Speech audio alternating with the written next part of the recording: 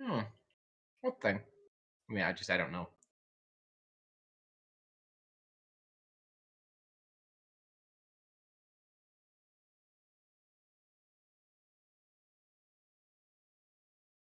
Hello. Hmm.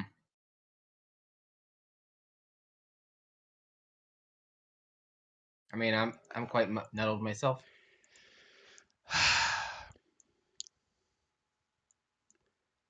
Hey there, everyone! I fixed the audio problem. For some reason, all of my processes have chosen to drop my HyperX headset, and I don't know why. And that actually kind of nettles me. So anyway, welcome to Dice Scum Live, 7 minutes from the beginning of the stream. I'm Adam. I am Greg, and I'm very I'm very tempted to possibly copyright strike this video by quoting a very good song, but I'm going to hold back. Yeah, it's been a while since this happened. The last time it did was when we covered House Davian back in the day. It still is annoying. Apologies for not being able to speak to you guys, but hey, we're back. So anyway, the book we decided to cover tonight is a little. I can't really say hit. Well, I guess I can because it's an award winner. Night Witches by Jason Morningstar, the second edgiest nom de plume I've ever seen, outside of Derek Deshaw's chosen name of Venger Satanis. I still don't get that, but yeah. Morningstar is one of the many titles of Lucifer No, because, yeah, yeah. I know. I meant naming yourself after a D&D children's villain. Yeah, I don't get that either. Faulty equipment, perfect for a stream about the Soviets. Yeah, I'm Sid. I feel that it's kind of fitting that my technical devices decided to forget what Mm-hmm. my headset was. Anyway, let's begin this book written by a Slavophile. Well, actually, before we do, I quoted Carrie. I'm going to quote her again. Teddy Roosevelt wouldn't like his. I think Teddy Roosevelt wouldn't like his face being associated with these games. Probably not. So, yeah, I did a little bit of research on Bully Pulpit, and they've won quite a few awards, a lot of independent RPG awards. And I'm not entirely sure why. The same reason. I'm not going to say anything now, but let's also not forget that Big Mouth has an over 95% approval rating. All of their seasons have over a 95% approval rating on Rotten Tomatoes. Last time I checked. Ooh, it's that type, huh? And as for why I'll say this, I did a little bit of a skim before we started streaming. And you know things are great when one of their games, The Warren, is basically bunnies and burrows, but they don't actually credit bunnies and burrows at all.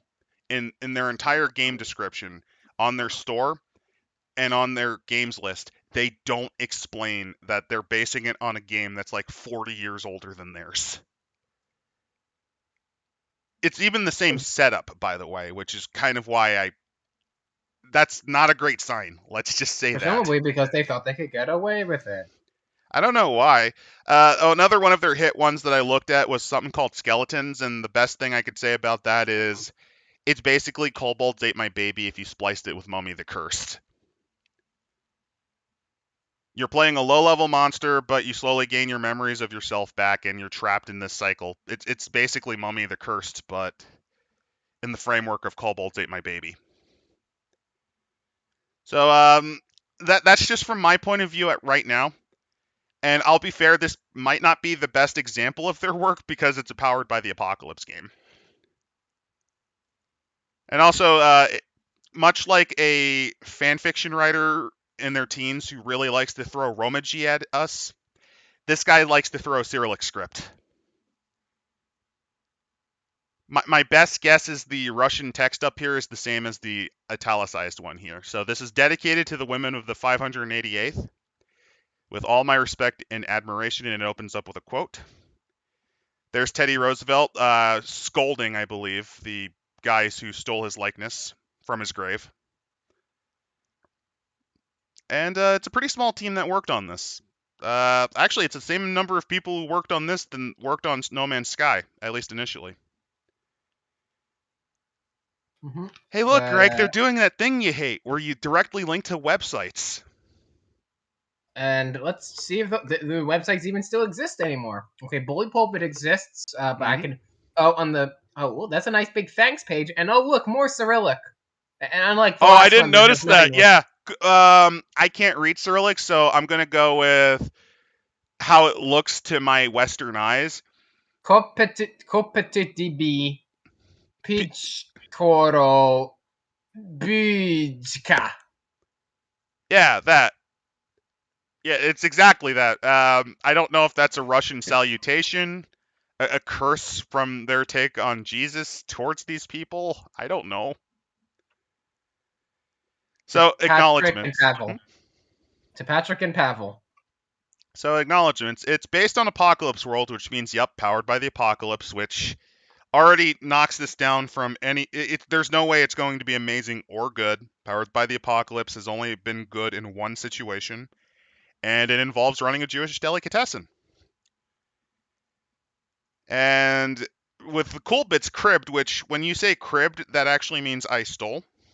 I have one. I have a serious question. What the hell does Saga of the Icelanders have anything to do with the book about the Soviet Union? My question is, what's their ripoff of Bunnies and Burrows have to do with anything here? I don't know.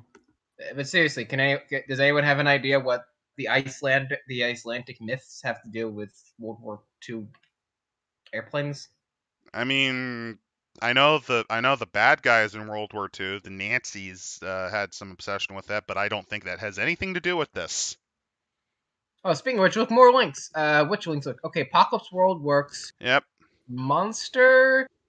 Okay, Monster Heart still works. Monster Saga of the Hearts is a good one. Icelanders. Okay, that one about Saga of the Icelanders leads me to a Tumblr page that is dead. Excellent The quality. Regiment. The Regiment is bugged. The Warren. Oh, that one works. So that's Okay, a so yeah, two out of the 5 are bugged. D. 3 out of 5, 60%, just barely passed. Game rules that they cribbed from. Oh, it's very clear. It's powered by the apocalypse, and since they're really upselling Monster Hearts, which is easily the best of the powered by the apocalypse games, from what I've heard, the current reigning champ in my heart right now is still Deli Rush, Lunch Rush from Doikat. But since that's kind of the golden standard of powered by the apocalypse, it's very certain that they're going to rip off elements from both Apocalypse World and Monster Hearts for this. Since the advice for teaching the game and starting your first session in Monster Hearts could not be improved on, I've repeated it here with the kind permission of the person who made it. At least they asked. Maybe. I hope they asked. I'm pretty sure they did. That's good. There's a book by Bryce Smiles and comic by Garth Ennis called Night Witches. Garth Ennis. Not a fan of him. I think he's You overrated. fucking hack. I think he's the most obnoxious of the hacks, up with Alan Moore being less pretentious. Oh yeah. Which is saying a lot because Alan Moore. Because Moore is at least always typically good. And at least he usually gives a shit with the product he's working with. And they go into details on bibliography, so you can just feel free to read these instead of this book, probably. If you want to get a visual feel for the time and place, track down this old black and white Soviet film, which is not exactly easy to find. On just the internet. You can find it on the internet. Look it up! Don't you all have phones? I don't know if I don't know if Bully Pulpit Games used their artist for this picture of the Night Witches gliding on their planes. Maybe. If they did, it's not bad. Where to begin? If you've played before, go to page 69. Oh, I know. Before we do, they open up with a quote by early Soviet feminist Alexander Kollontai, who, by the way, by the time of the Night Witches, was basically made obsolete, thanks to Stalin. I'll go into that a little bit more depending on if the writer kind of chooses to ignore what happened to the early experimentation of the Soviet Union. But yeah, where to begin? Just jump straight to the setup on page 69 and get ready to fly. I already dislike you for that rhyme. If you're new to role-playing games, just read on. If it seems complicated at first, oh lord. Imagine having issues with a 2d6 system. Oh man. But if you're a seasoned tabletop gamer, pay close attention to the structure of play, which differs in subtle ways from both traditional and typical indie procedures. You're not going to be unique, buddy. Fun fact, you know what? Another book that I actually saw on their list that actually did this before them? Yeah, they made another book about the Warsaw Uprising. I'm pretty sure it's going to crib a lot from that. At least in terms of tone. If you're a veteran of the Powered by the Apocalypse. PBA. PBTA, yeah, oh man. You'll find much of this to be comfortably familiar because it's the same frickin' system. There's a few fiddly differences, so pay attention to regard, marks, mission pool, and the way in which moves and advancements differ. I still hate the concept of moves. What this is a game you play with friends. Or just strangers. Yeah? You all create characters and for a while inhabit them. This may be the weirdest way to describe what a role-playing game is to people I've ever read. You will inhabit this entity. Yeah, I get what they're trying to go for, but the tone, I don't know. As you talk about your triumphs and disasters, the rules will always be there to guide and inform the conversation. You sure about that? Because Bully Pulpit also has a game that is completely GM-less. Which, yeah. You're going to be creating young women, sometimes very young. They are Soviets of the Soviet Union who have answered the call of the motherland in her darkest hour. Their enemies are twofold. The German invaders, of course, but also their own Red Army, which is eager to see them fail. Can they do their duty and strike blow after blow against the fascist while overcoming discrimination and outright sabotage and rise above their sexist comrades? Are there limits to patriotism or endurance? There's the game. That's the story. Did he just like transcribe his pitch in the meeting room? That's the game. That's the game. If this particular situation, can you fight Nazis while also breaking the glass ceiling? That jokes aside, that's the point of the game. Yeah.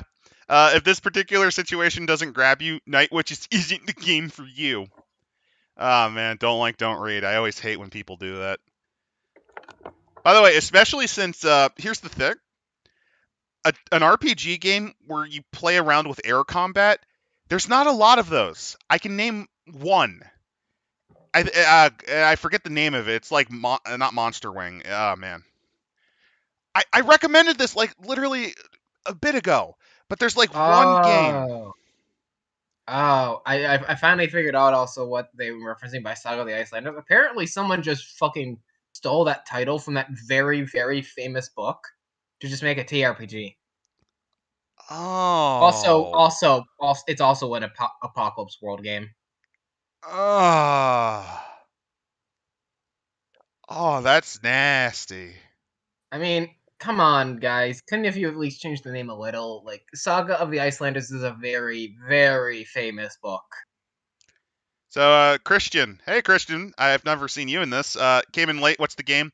Night Witches. An award-winning RPG that's powered by the apocalypse, written by a guy whose nom de plume is basically the Dark Lord Satan. I feel like we're not back to form, but we're treading familiar ground in many ways. Also, Barbaro Sincero. Did you know there actually is a Call of Cthulhu setting set in the Soviet Union? Yeah, and it's actually pretty interesting. Yeah, it's about a decade after this. Yeah, Randall had a hoot with that one. I think he like has several of those adventures because it's just such an interesting concept. Decent module, but yeah, I'm sorry. It's just like I was so confused about why they kept quoting this, and like finally like Wait a minute, they keep referencing like this as a game, and I just finally typed in a TPG. It's like, come on, that's cheap. Just you literally took the name.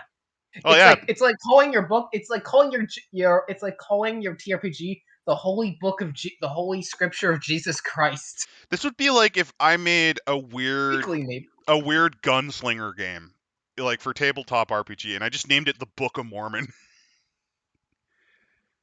Because hey, the Mormons were out west. It's not complete horseshit. Okay, where were we? I'm trying to desperately remember.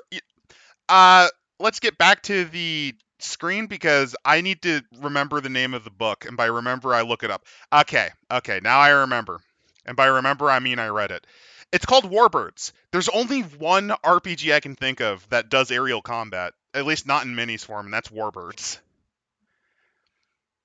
Christian. Oh God, Night Witches, the Soviet propaganda that carried over to the 90s. Yep. So where were we? While Night Witches lets you evoke the extraordinary exploits of the Night Bomber Regiment, it isn't really a game about war. Really. The game where you're specifically playing a We bomber abstract, regiment. although the characters will fly and fight extraordinary amount, we will extract that. Oh, we're going to cut out most of the basic mechanics on flying and bombing a plane? You know what this reminds me of? It reminds me of the first Godzilla movie. You know, where all the cool monster fights until the very end were just literally cutaways. Yeah. You know what this reminds me of? You ever see that hit flop Pearl Harbor, the movie?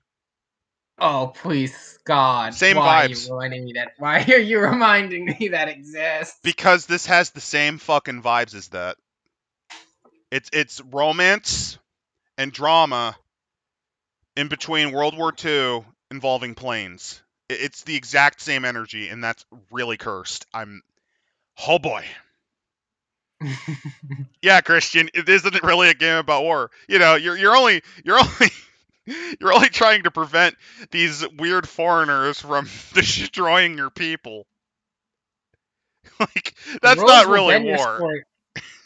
The rules will bend your story towards tragedy and melancholy. The planes are more fragile than the women who fly them, and every moment is fraught with danger. Well, yeah, the planes they were given were absolute shit. They had to give you an idea on how garbage their planes were. They had to glide using them because they were so old. Their fuel range was just that low. Your character will be marked by war and death, and some will never go home. Well, yeah, that's the point of a war drama. If you've played any of these Powered by the Apocalypse games, list them off. You Oh, played well, any of yeah. these, Night Witches will fit in like a comfortable old tapoch. Oh, good, more random Slavic stuff. Strong weeaboo energy. Strong Slavophile energy. So what you need for this game. To play Night Witches, you need a few friends. You plus 2, 3, or 4. 4 total participants is probably the sweet spot. Probably the sweet spot. I only designed the game. I don't actually know what the ideal number of player is. I who have designed this game. You just say straight up, this ideally requires 4 players but can be played with as few as 2. None of that wishy-washy writing. Because you are the designer. You should know how your own game works. Once the game starts, the person responsible for the regiment and its enemies. Yeah. Since you are reading the rules, you're probably the GM.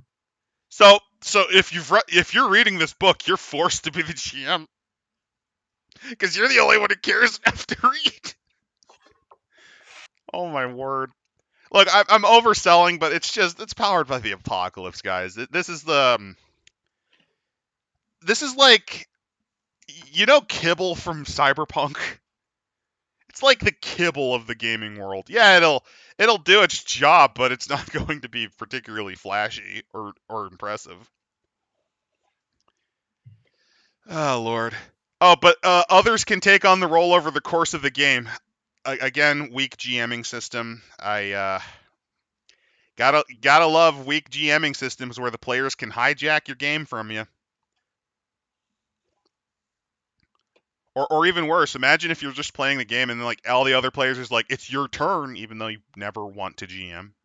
Oh Jesus Christ! Another link.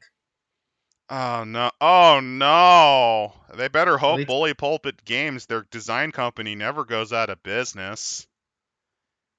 Or, updates their website, which can happen, by the way. It's actually a good idea to update every few years. mhm. So this link is going to be worthless in, I don't know, about 2 or 3 years. Adult. Oh God. First off, your supplies. It's powered by the Clocklips. You need two six-sided dice. Well, yeah, you need 2d6 because the way Powered by the Apocalypse work is you only really truly succeed on I think 10, 11, and 12. No, I think it's just 11 and 12. And like 10, 9, and 8 is a success, but with a problem. From Barbaro. Dungeon World was fine, I guess. Yeah, you could say that, but I just think it's just not a good system. If I want to play a 2d6 system, I'd play Traveler. Adult content. Yeah, as you assemble your Keep group in of mind, friends. this is a game for adults. It deals with mature themes, including sex and death. Yeah, It is written using coarse language that befits the subject matter and time of its protagonist. It's about real people, some of who are still alive. not anymore. World War II is rapidly going away, like any people who actually fought in it. Mm-hmm. On top of that, coarse language. So is this their excuse to chain curse words like they're really edgy and it's really cool? I kind of hope not. This game is thoroughly rooted in the real history, but don't worry about getting it right. This game, while we have enough information to anchor the game has taken vast liberties with the facts anyway. Which is always good. Which is always great writing.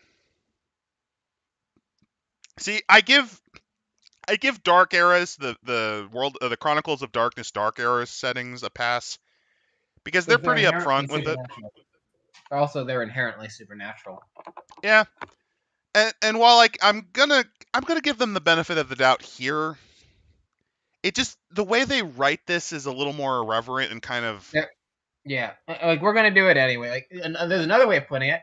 Even though, even though we've all taken great pains to try and match our information and make this a historically accurate game, we still wanted to give the players an enjoyable experience. So not everything is going to be not everything will match 100% how it was done in real life for the benefit of players.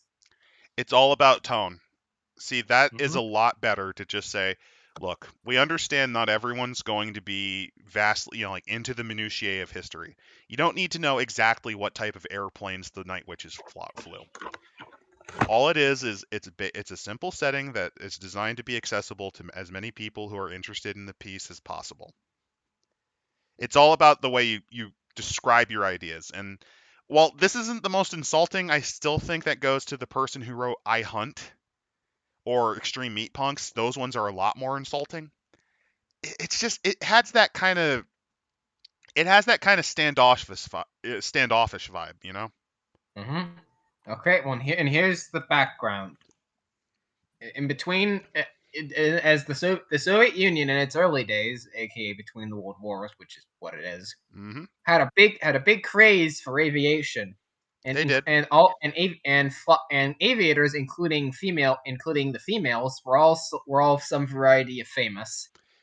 Socialist idealism, like the using people as the demonstrated ideal man or woman, that didn't become a thing though until later. There's elements of it, but it wasn't until Stalin that it really became propped up.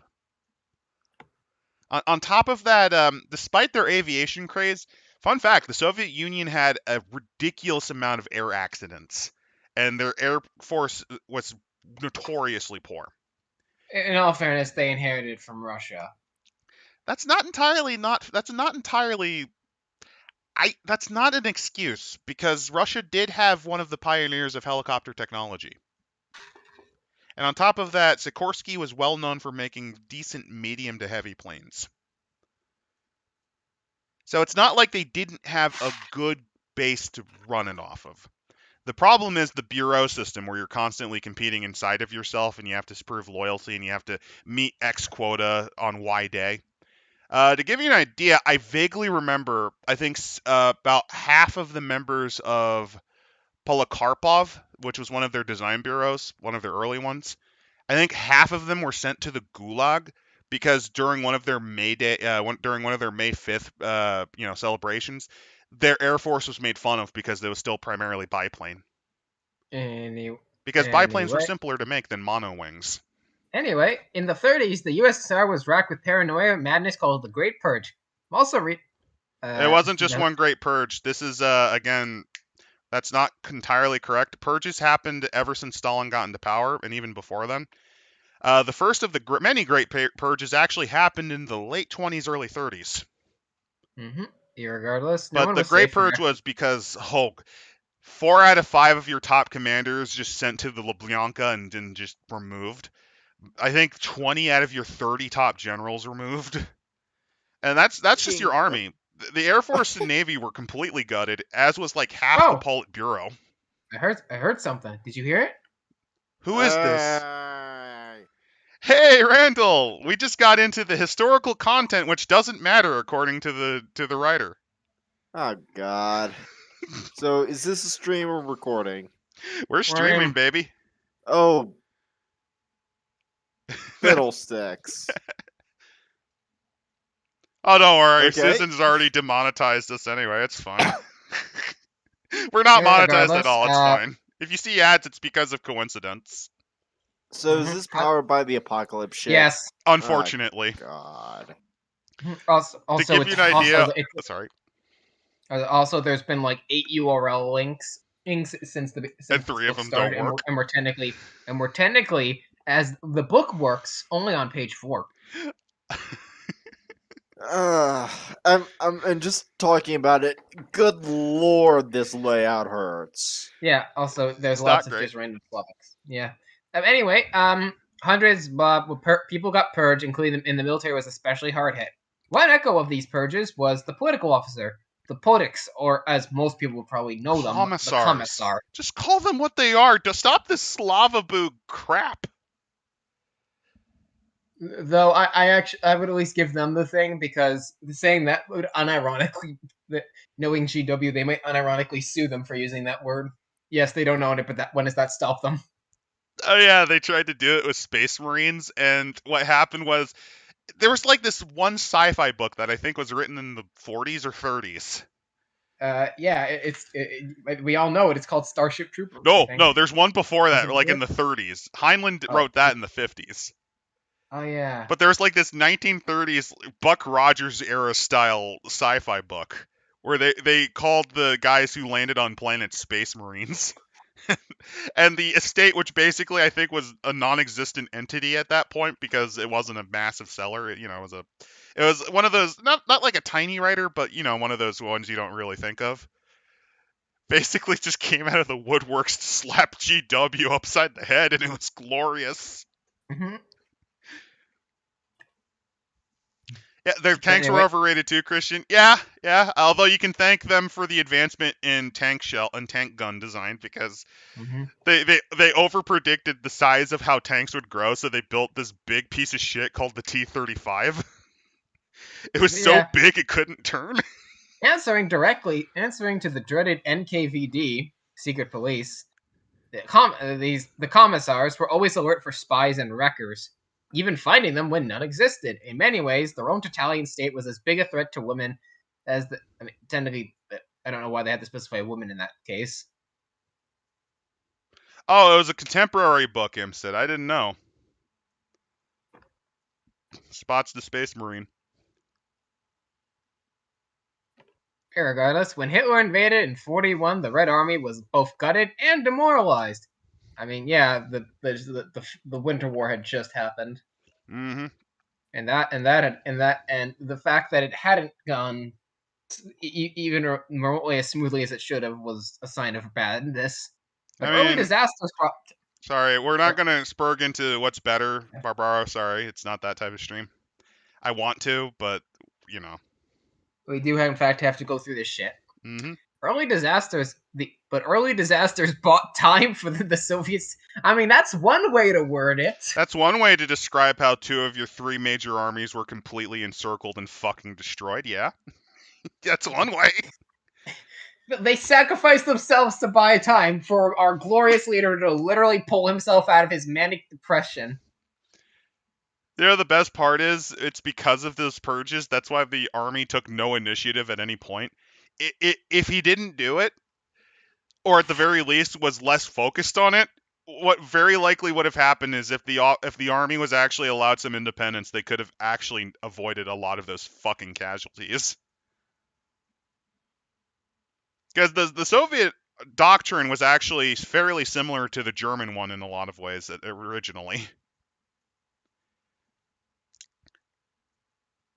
So yeah, long brutal war would play because, you know, that kind of happens when most of your army was encircled and fucking destroyed, to the point where you had to drag your guys from Central Asia to plug the gaps. And the women. And in this case, the women. Yeah. Yeah, it says, at first, women were excluded, but as the casualties mounted, Stalin himself ordered for the use of... Oh, we're finally getting... Oh, the big mustache man finally got named.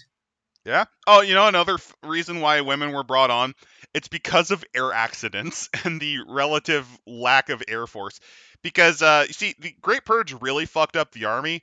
It absolutely destroyed the air force. Like, the air minister and I think every major air general was put to the block. Or in the Gulag, which Yeah. is yeah. I think that's actually how they reformed their air force. They had to drag all of the remaining officers out of the gulags. Yeah, and 3 regiments were formed. The last of these, the 588, was an afterthought. They got the worst equipment and got no men at all, and bore the brunt of the sexism. And the Air Force was all purged, all because they told Stalin that they couldn't make his mustache into a little plane to fly, so that he could fly around. That'd be amazing if that's the actual true history on why Stalin killed the Air Force. Jesus, MKit. Wait, there's a difference What are between... you talking about? This is the true history. You heard it first, like the Oswald Mosley conspiracy, where this crazy British man in a turtleneck was on the grassy knoll. The Air Force conspiracy was Stalin wanted to become a flying man with his mustache. The Air Force told him no. He got his revenge years later. I don't think... I think even by our standards, I don't think... I'm not sure if we could talk... If we should talk about that. Okay, so okay. the many famines, we don't know. I'm going to be fair, since he did acknowledge Soviet atrocities, that he probably would acknowledge it. Let's be fair. Let's be fair to Jason here. He may have named himself after the Dark Lord, but he did acknowledge Soviet crimes. I think he would acknowledge this one.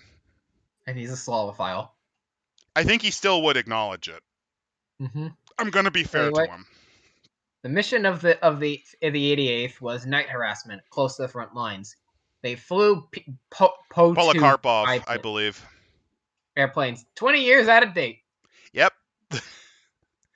Although it's actually, if you're wondering why they were given such shit equipment besides their sexism, yeah, Soviet Air Force, the Soviet air industry was really weak. They struggled to actually produce planes in quantities, and the planes they produced, notoriously unreliable. There's a reason there was a massive amount of fucking air accidents. Add that with pilot incompetence. And I need to say, it was some of the most dangerous flying in the war, and casualties were appalling. For more details on the history of the Soviet Union before and during the Great Patriotic War, see the historical overview beginning at page 123. Gender content. So, Night Witches at its core is about women and their experiences during a cataclysmic war. I don't know about that, Chief, because you don't have them fight in the war that often, according to your own game. Well, no, they fight, but you don't show it. I have words to say, but I don't think it'd be in polite audiences to say it. And it's also really hard for me to string them together. It's like talking about how your character going poop. You don't discuss it, but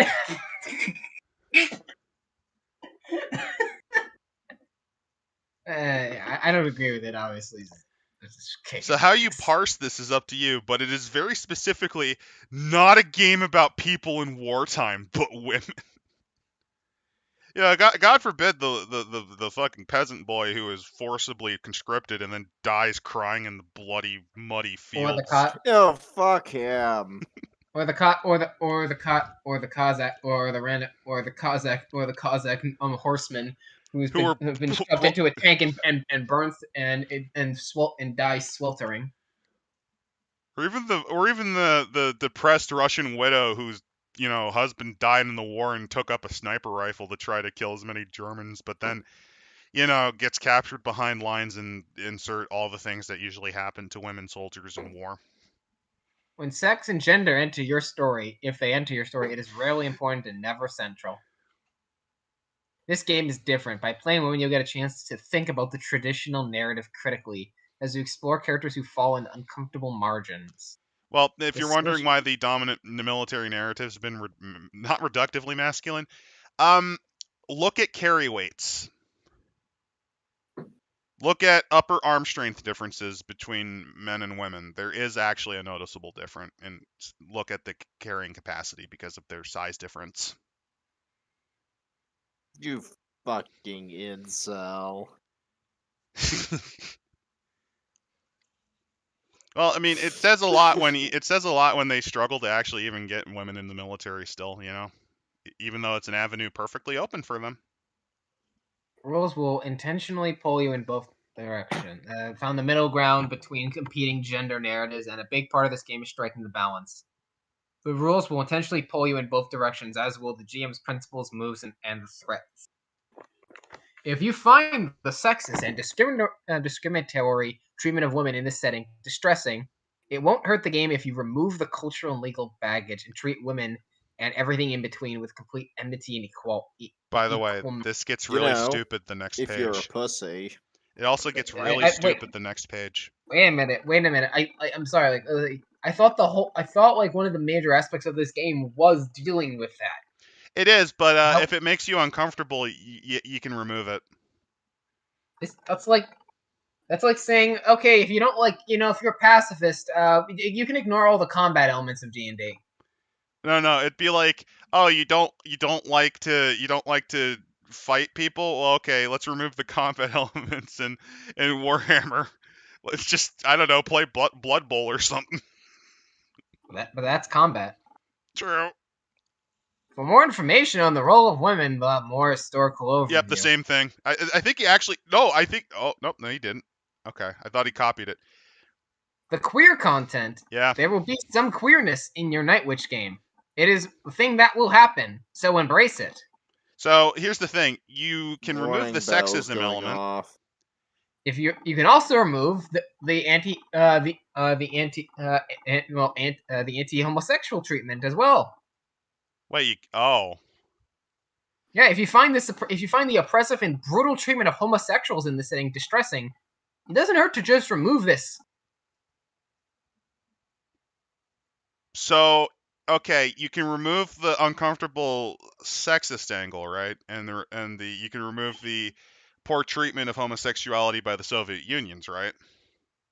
Mm-hmm. But you have to have lesbians kissing. They don't have to. No, they don't have to be lesbians. Remember, they could be everything in between. So this is just like the 21st century version of those porn with plot movies from the 70s, like Caligula. Okay, this is not even a joke. But instead of like a movie, it's just like a screed about stuff. All I'm saying is like pandering. They literally flat out mention that the majority of the conflict and tragedy of this book is not going to come from you pushing combat. It's going to be from dealing with the inter-army and other stuff, disciplines and other stuff. But that doesn't happen if no one has any conflict with the Night Witches existing as they are. Yep. Then you have to then your game would have to lean on the weak, as what the game itself says is the weakest aspect of itself, the combat. The weak. Yeah, this is porn. This is porn just disguised with a gender studies thesis. This has nothing to do with any regards to treatment, but for a story to exist, it has, especially one that has meaning. It has to have bite. It has to have something to it. It has to have weight, gravitas. And if you're not going to Conflict. focus on the weight of war, and the whole purpose of this game, as you mentioned, game designer, is the weight of women at war, but you want to remove all those aspects, what's the point of the game? And that's the biggest problem. Yeah. Anyway, another Like- quote. Go ahead. I'm glad to be in a Fillmore regiment. It was easier for me because, well, men are men and women are women. I was more comfortable. Maria Aquiliana. I'm surprised that this guy wasn't canceled for that quote right there, because notice that it's a binary. Men are men and women are women. Mm-hmm. Oh, by the way, lesbians kissing.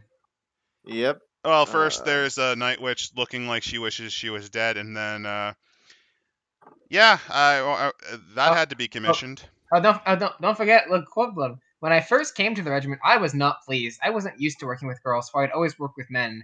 The girls seemed noisy, and some of them were very naughty. Captain Kalidiava. Not going to say that last one. Ilushina? Lushina, chief engineer. By the way, you like the standard current year haircut for strong independent woman here? Don't get me wrong, short hair actually works perfectly fine in the military. I understand it. But it's that exact haircut. It's not the buzz cut. It's not like the G.I. Jane situation, where they just shave their head short to avoid license stuff. No, it's that haircut. You know that haircut. Ugh. Yeah, no, By the way, look, here's the thing. like, I just Go find ahead. it weird that you can remove all the conflict elements of the game, but if you just want to play the women in the military thing, you have to include some of them as lesbians. It's a Oh, I like it's a the- weird mandate, isn't it? I like what Imkip Yeah. said. You How to have honor to. the struggles of women soldiers. Ignore said struggles. Ignore such struggles. like I'm not against the idea. It's just this implementation is just obviously this guy's Coomer brain. I also like from Piak, when an English communist wrote to Stalin asking if gay people can join the Communist Party, he wrote a note simply stating, throw this out, a pervert and a fool. Based. This is a reminder of anything. Yes, the early Soviet political- Union under Lenin and other people, yes, it decriminalized homosexuality. That was a great step. It also tried to push a multicultural form of a Soviet citizenship, kind of like America. That was also a good step, but Stalin threw them out. But yes, the thing we have to remember is that the Soviet Union was, at the end of the day, fun. Well, maybe if it wasn't as much under Lenin, I mean it was, but they tried to be different. But under Stalin, Soviet Union just became Russia again. Mm-hmm. And Russian culture even more back then than even back then. Russian culture is drunkenness and misery. Drunkenness, misery, and it's just us or no one else. I was going to say it was a culture that evolved under an absolute totalitarian state that exalted heavy conservative elements and to keep their control over a population. There's a reason why Stalin reintroduced alcohol as a state subsidy. Yeah, they made so much bank. They made so much money, Pepsi begged them for a cut.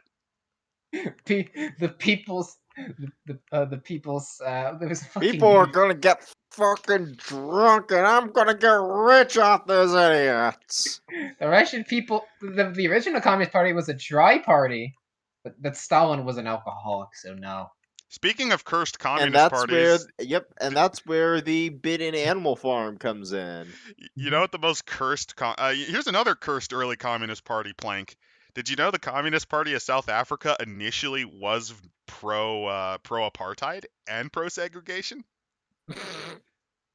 They canceled that in the mid-1920s because Stalin basically told them, "No, you're not gonna win this way, idiots." Mm-hmm.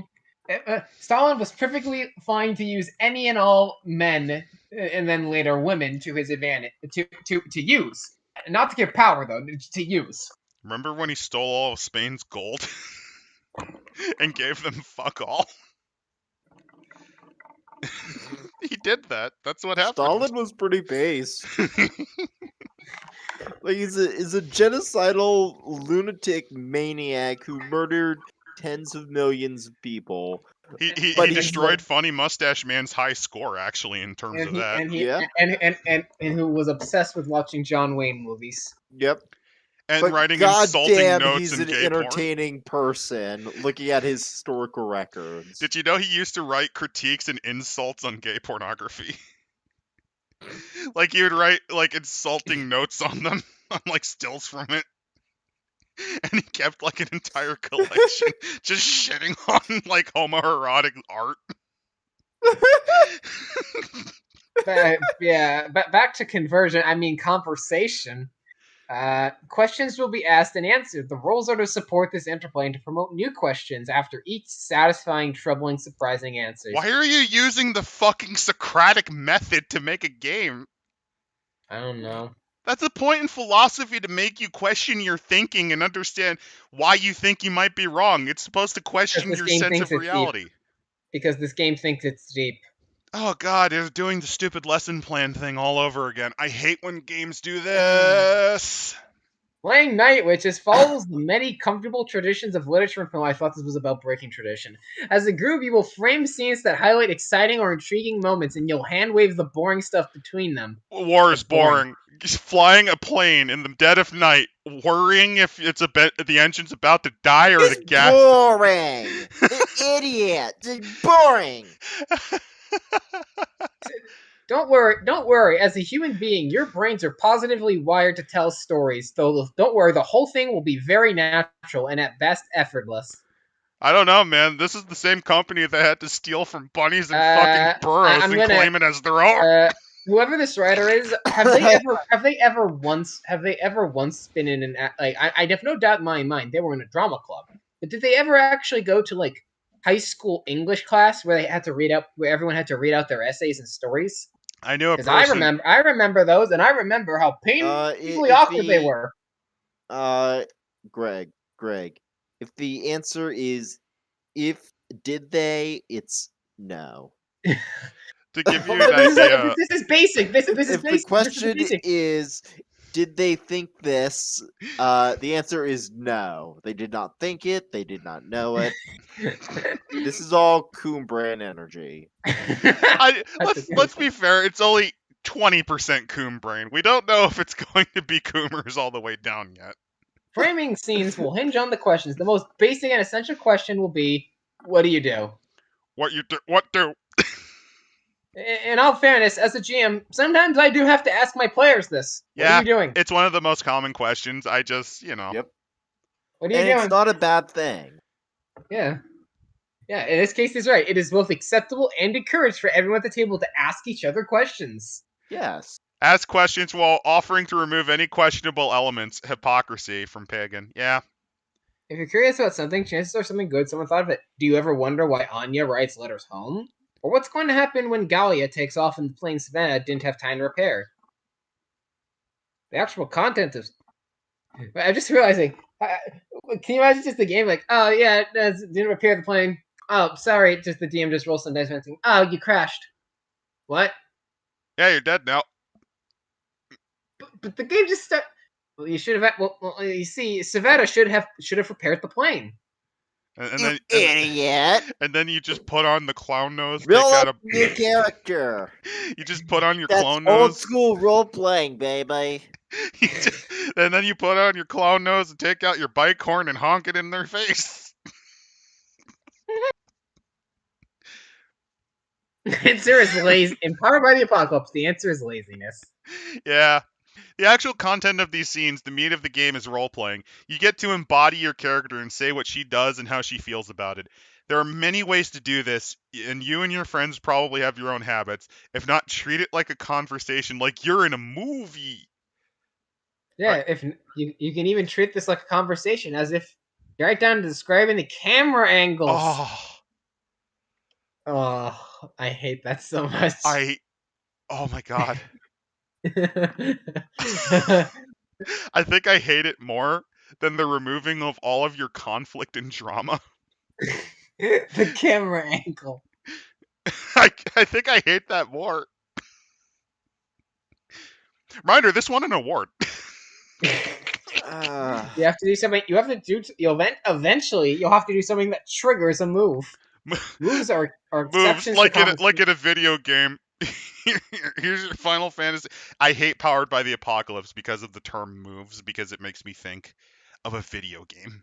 And I love Yeah. Moves video are an games, exception but I don't to play common. these for video games. Trigger points that invoke special when a move kicks in. Do what it says. What is this? Like, if for those who do you know what this make me feel like? This is like I landed on the community chest and I have to pick a card. Oh god, it's like that. Yeah, it's like that, or you found a fucking Yeah. loot box that you gotta open up. Sometimes It's you'll just just roll like the my dice. Bing Bing Wahoos. Sometimes you won't. Sometimes just do what the move tell. Oh god, I just thought of the most terrible thing: microtransactions in a TRPG. There actually was a guy trying to make a game like that, yeah.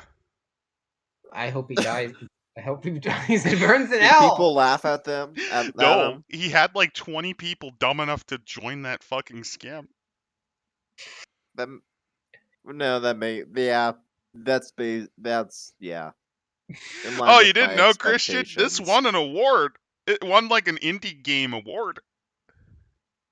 But as I said, 2015. so did Big Mouth. 2015, it won an award. Yeah, just let's keep This going. is a banger according to the industry.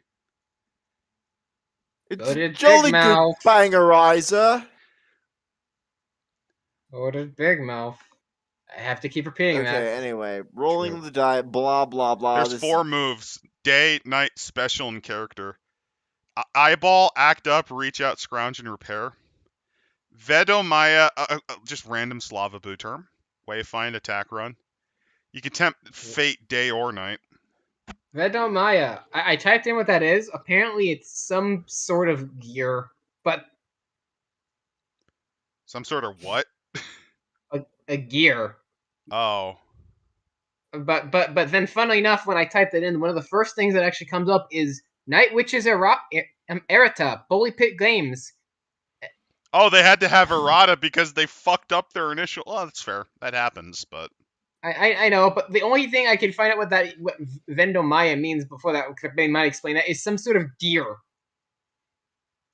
so I'm just envisioning, instead of bombs, the Soviet Union is so poor they just put livestock in their bomb bays, and you have to drop deer on them. So No, not deer. Gears. So like Monty Python. Gear with a G.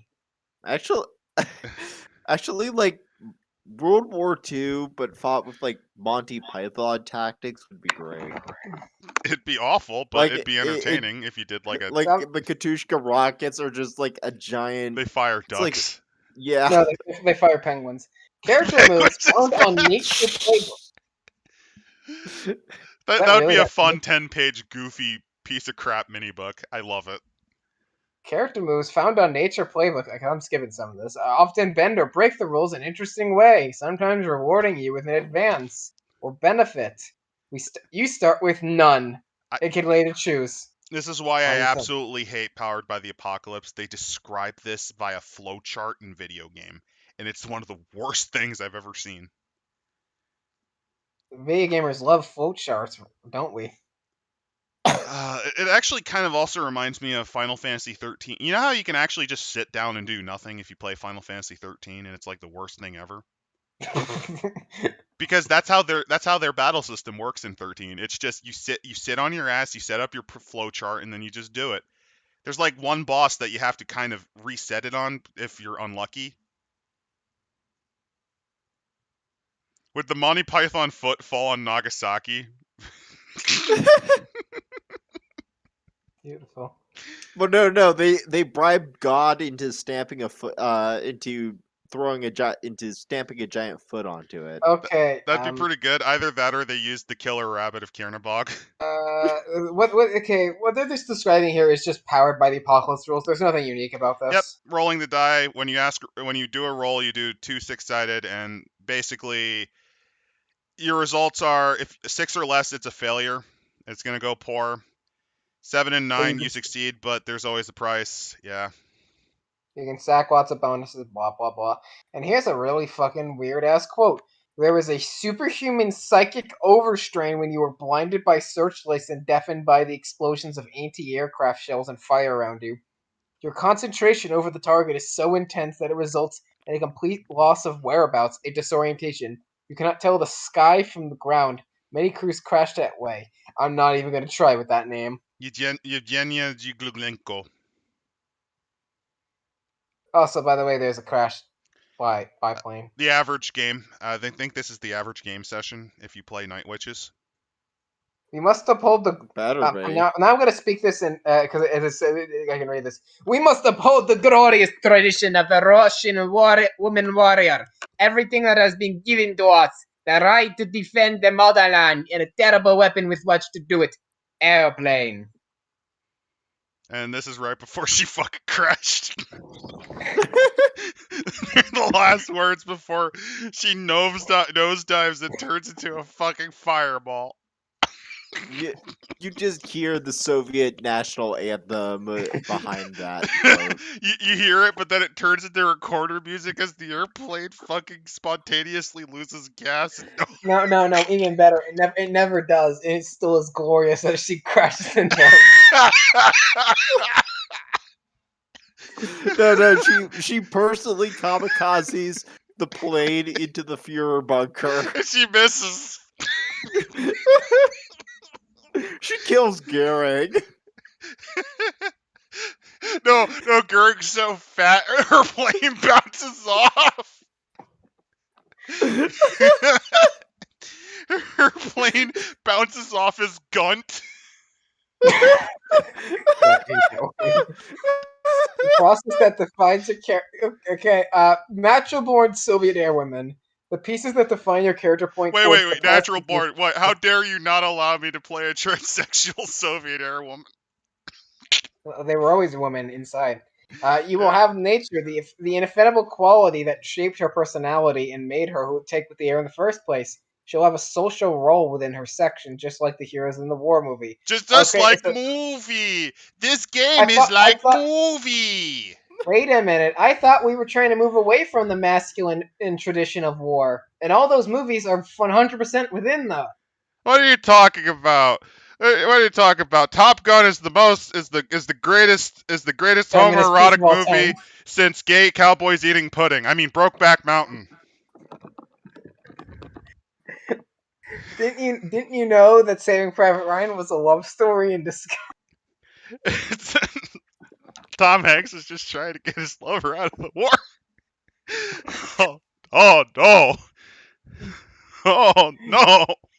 She'll have a legally defined duty within the Red Army Air Force and the company ranked. Well, yeah, there's no real initiative encouraged during this period in the Soviet Army. Do what you are told. Each player will have a job to perform as either a pilot or navigator whenever they climb into a plane.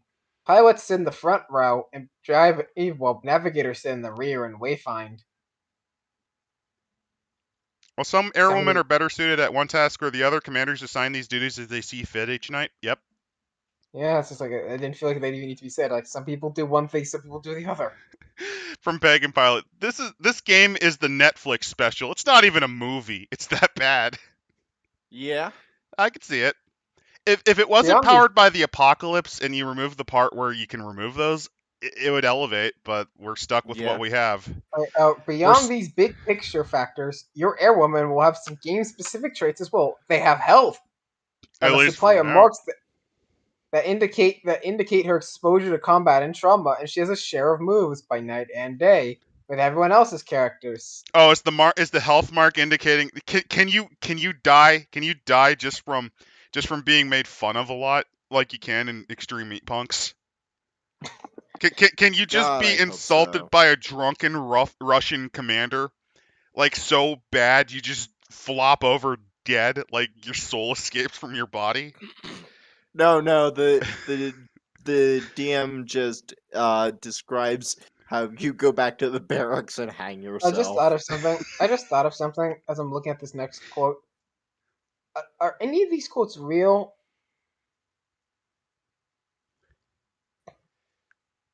I mean, I At hope least so. They're I cool. hope so. Well, actually, It's- no, actually, because We that's cannot actually confirm. really scummy. We Like, do not know. taking these people who actually fought in World War II And and are who, at the time of actual the writing, heroes and and who, slapping them on your shitty pseudo RPG. and who at the time of this writing were still alive, as you put it, as the author pointed out. But listen, some girls thought it unpatriotic to look attractive. I argued we should. I said, imagine that I have forced landing at a male fighter aerodrome. Soldiers are rushing around my aircraft because they know the crew is female. I, absolutely dashing, slide out of the cockpit and take off my helmet. My golden curly hair streams down my shoulders. Everyone is awed by my dazzling beauty. They all desperately fall in love with me. Which It's just like one of then, those. It's like maybe that's real, but like that just it raised an eyebrow. I understand looking your part, but I also you have to remember a very horrible thing about co-ed or in this case an all-woman unit. War makes monsters out of out of men. Let's just put it that way. If you landed in an all-male fighter aerodrome and you look your best, and these guys haven't seen a woman in a while, yeah. Actually, while you guys go on a little bit, I'm gonna see if that quote's real. I'll just show our pretty faces as we continue because I'm kind of curious now. Said by is it? I'm Apparently, gonna that's a go real get woman. chips and beer. At least it's a real woman. Apparently. It's a real I mean, quote. okay, good. Okay, because I just realized like something really scumming they could have done was just make a bunch of fake quotes. Thankfully, they did not. It's a real quote. I was just somewhat concerned. Yeah, because that was just a very odd quote. Yeah, I mean, I feel more comfortable now. You know, we're used to some pretty scummy authors when we were worried about that. So the natures that you can have are hawk, owl, pigeon, raven, and sparrow. And each nature has a character playbook that includes different selection of moves, marks, and options. It's fine to have more than one player with a given nature, but getting every type in the game is probably more fun. Translation, it makes the game better mechanically because you have more options to rely on.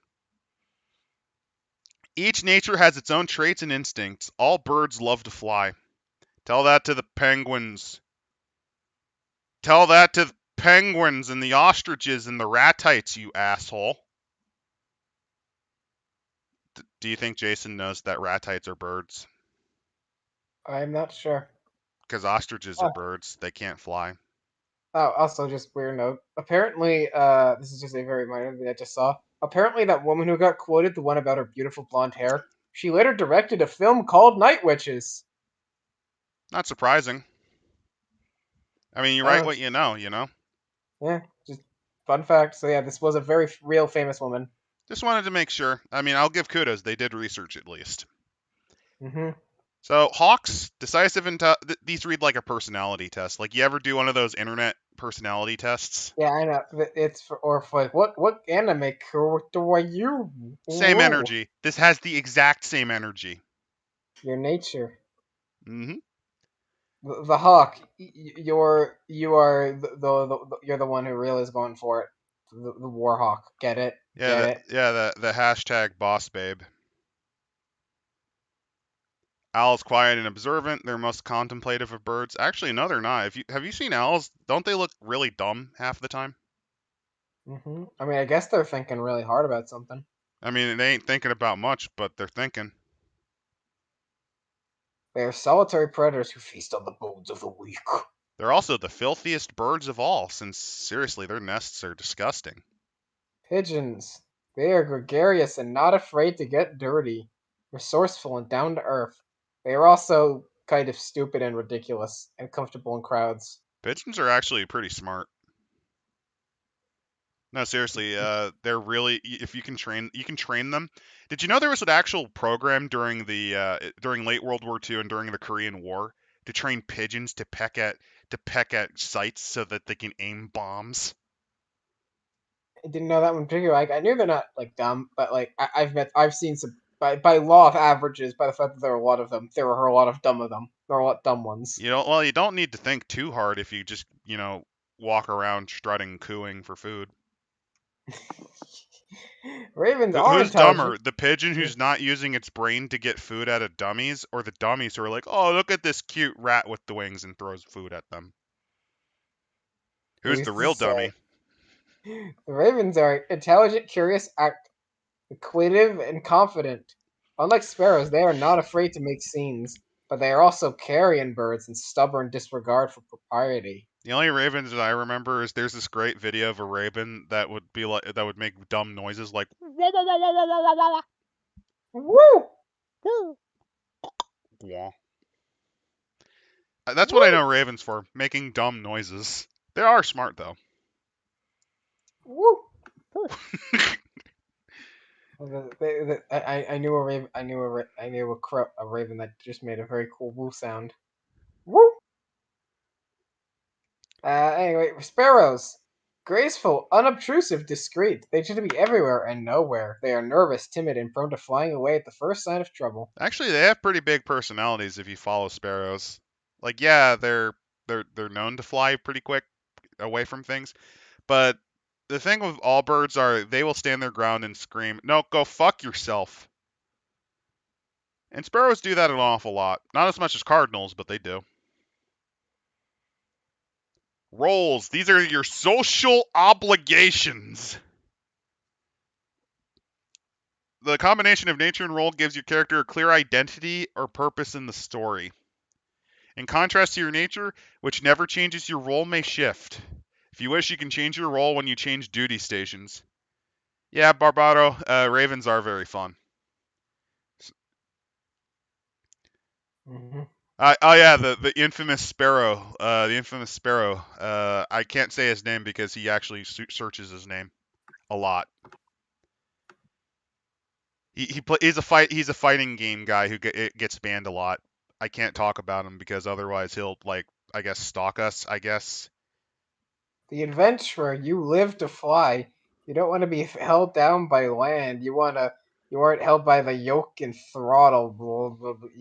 You want to break out. Yeah, you get these moves. And dreamers, in addition to nightly clouds over German targets, they sometimes have their heads in clouds of their own making. Sometimes those dreams come in handy. Sometimes they come true. Basically, your head's in the clouds. You're the cloud cuckoo Oh, lander. let's look at the advantages. As an adventurer, you are adept at the wheels down move. I guess that means just landing. And in advanced in duty situations, if you crash. Dreamer, as a dreamer, you fare better under NKVD questioning. Their reality can be your reality if that's what they want. That doesn't sound like a dreamer. That sounds like a psychotic person. You can brainwash the torture specialist into believing that the sky is purple. No, it's not that they torture. It's just that the dreamer can unironically double think. Oh God. Dreamer can double think. Brilliant. The leader. You are born to lead and assume naturally. For being selected to lead others, it is a serious honor. In the beginning, you get bonuses. You get the rank and burden of command 2 pages ahead. As leader, you inspire others during the attack and advance to duty stations. At some point, someone under your direct command dies.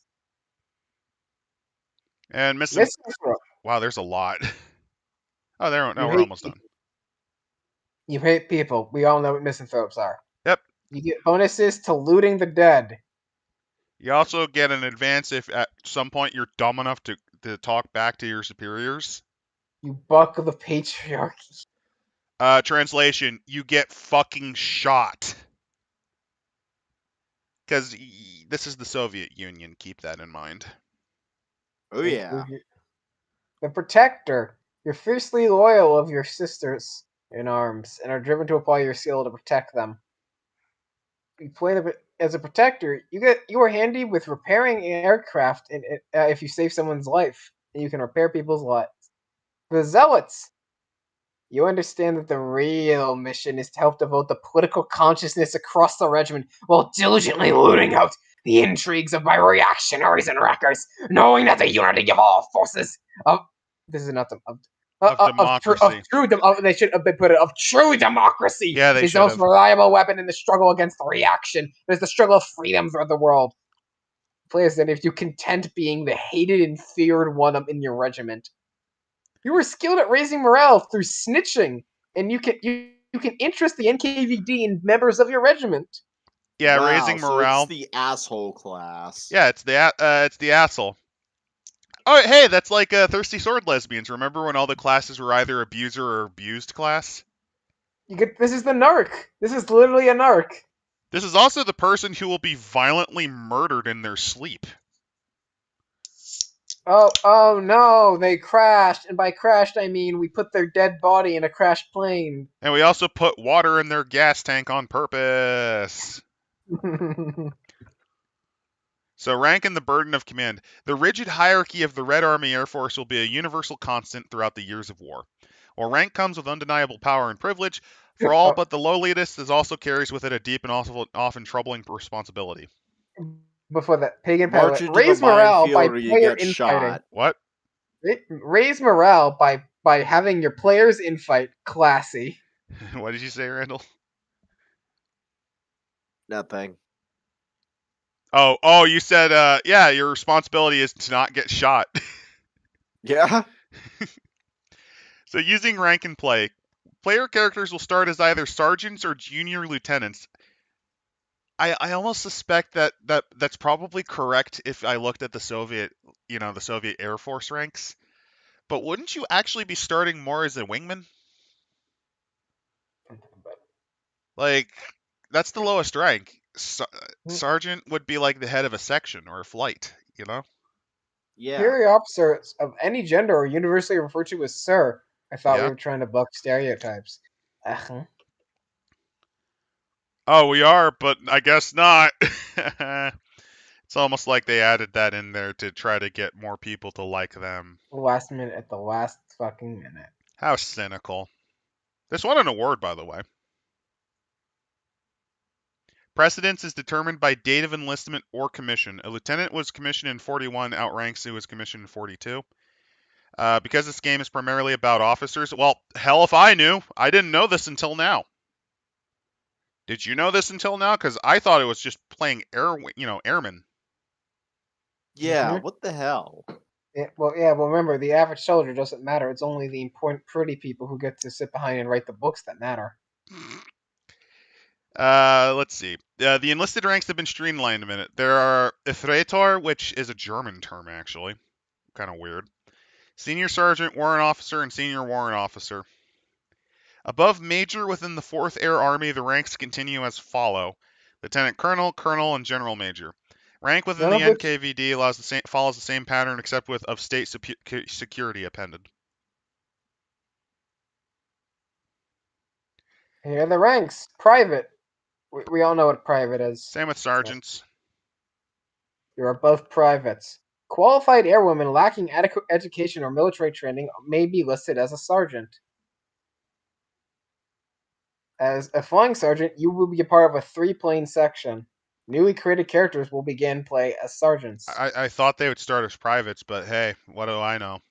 No, you're not. You have to be important to not just. We have to be important because this. Oh, is this going into power fantasy now? No, it's because this is the Soviet Union. The privates are cannon fodder in the highest regards.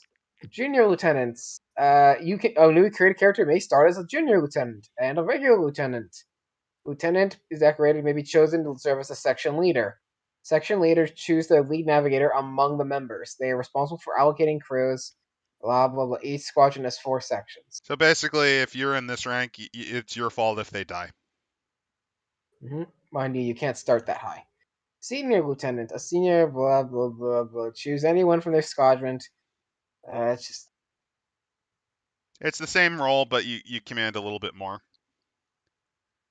Staff officers are formally forbidden from flying missions, but often manage to find a way around this prohibition. Why? It's because they're that goddamn loyal to Mother Russia. I mean, the Soviet Union. The Soviet Union is totally not just Russia. Oh wait, I think I know why. Because if they're in the staff, that means that they have to deal with the politics, which means they'll be disappeared and reappear 5 months later with most of their bones broken, saying, "Yeah, I was responsible for this made-up Everything. treason. Please kill me." I want to repent. Okay, now I understand why you probably don't want to actually be in the back. Yep. If an Oh, airwoman and attains, I actually looked it up. Euphrator is actually used in Russia. It was introduced by Peter the Great, apparently. Oh yeah, that was when he was westernizing a lot. He brought a lot of Germans over during that time. That's okay. That's why it was confusing me. a major But command. apparently he's using. He used the. Well, I don't know. It might be Ultra. the wrong spelling. A major command. The Russian spelling on Wikipedia is different, so I don't know if it's the author's at fault or Wikipedia's at fault. A regimental commander is always the only major in the unit. The first player to attain the rank of major replaces in what is that position. If The another airwoman, historical figure, yeah. yeah. If another airwoman attains this rank, one of them will be reassigned to a different command. The regimental commander is, of course, completely responsible for every facet of the regiment. So there can only be one of 200. There are only 200 people in this regiment. Remember that. I'm just envisioning Highlander, but it's in planes. And they're just wasting all these resources as the Soviets just prepare the purge of that regiment. Because all the players decided to Thunderdome who will be major. There could be Regard can be only positive. one, and they just waste all their Regard. resources. It is your deep well of feelings towards between two soldiers. This can be positive or negative, but it's always powerful. All right. Mechanically, you get a +1 for any move directed at a person you have regard for. For a purpose of assisting or using regard, a special airplane can count as a person. I Special have airplane. regard. I have regard for my airplane. It just begins vomiting. It just begins vomiting fuel out of some leaks. I hate you, piece of shit. I hate you, you piece of shit. +1 regard. +1 regard.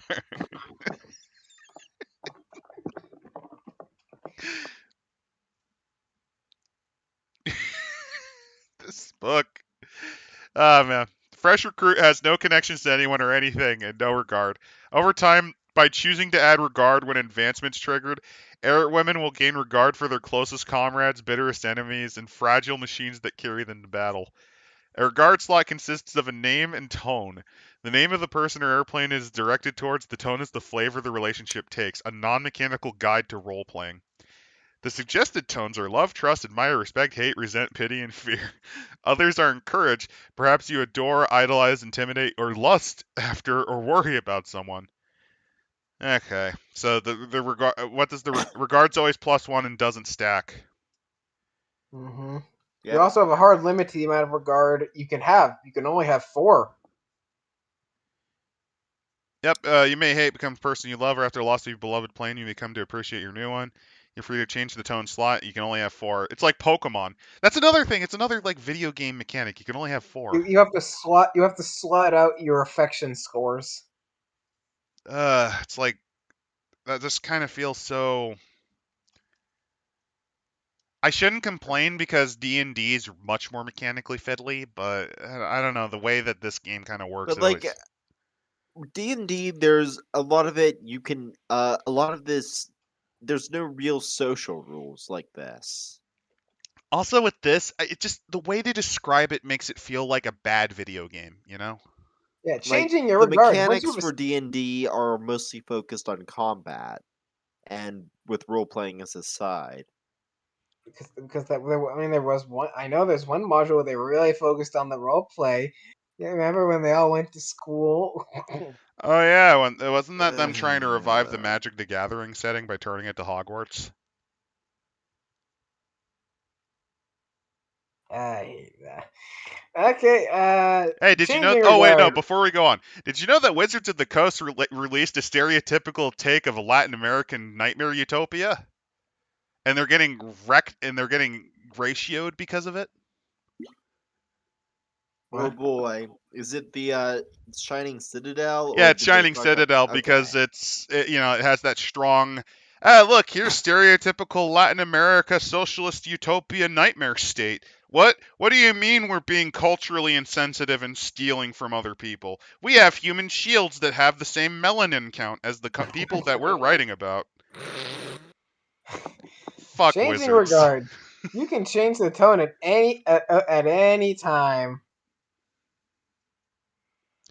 Yeah, you can also sever ties, which causes you to, I don't know, your heart level crashes to 0, and I guess you just do a flip.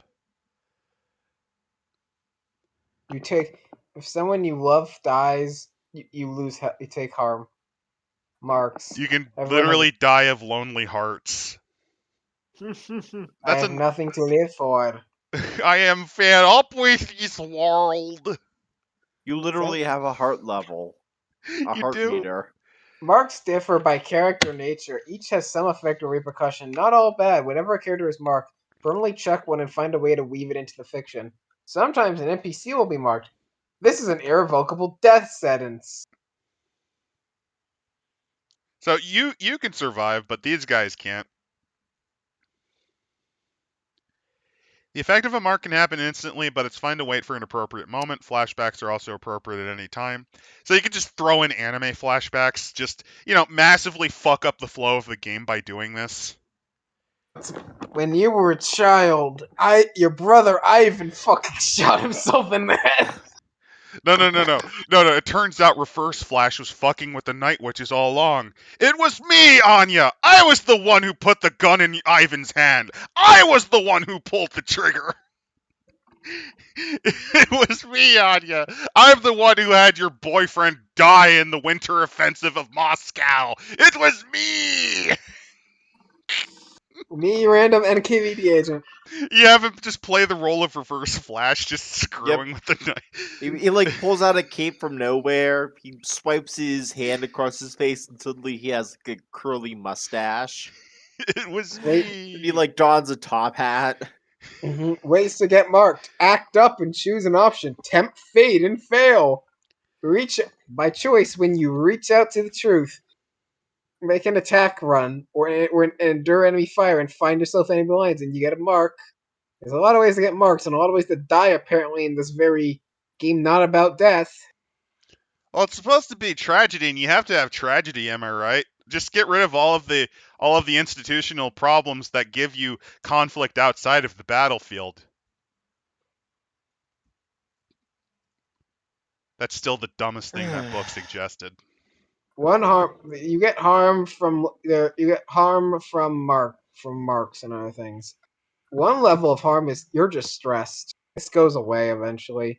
2 harm means you're injured and You're lightly injured, so you can die of a lonely heart.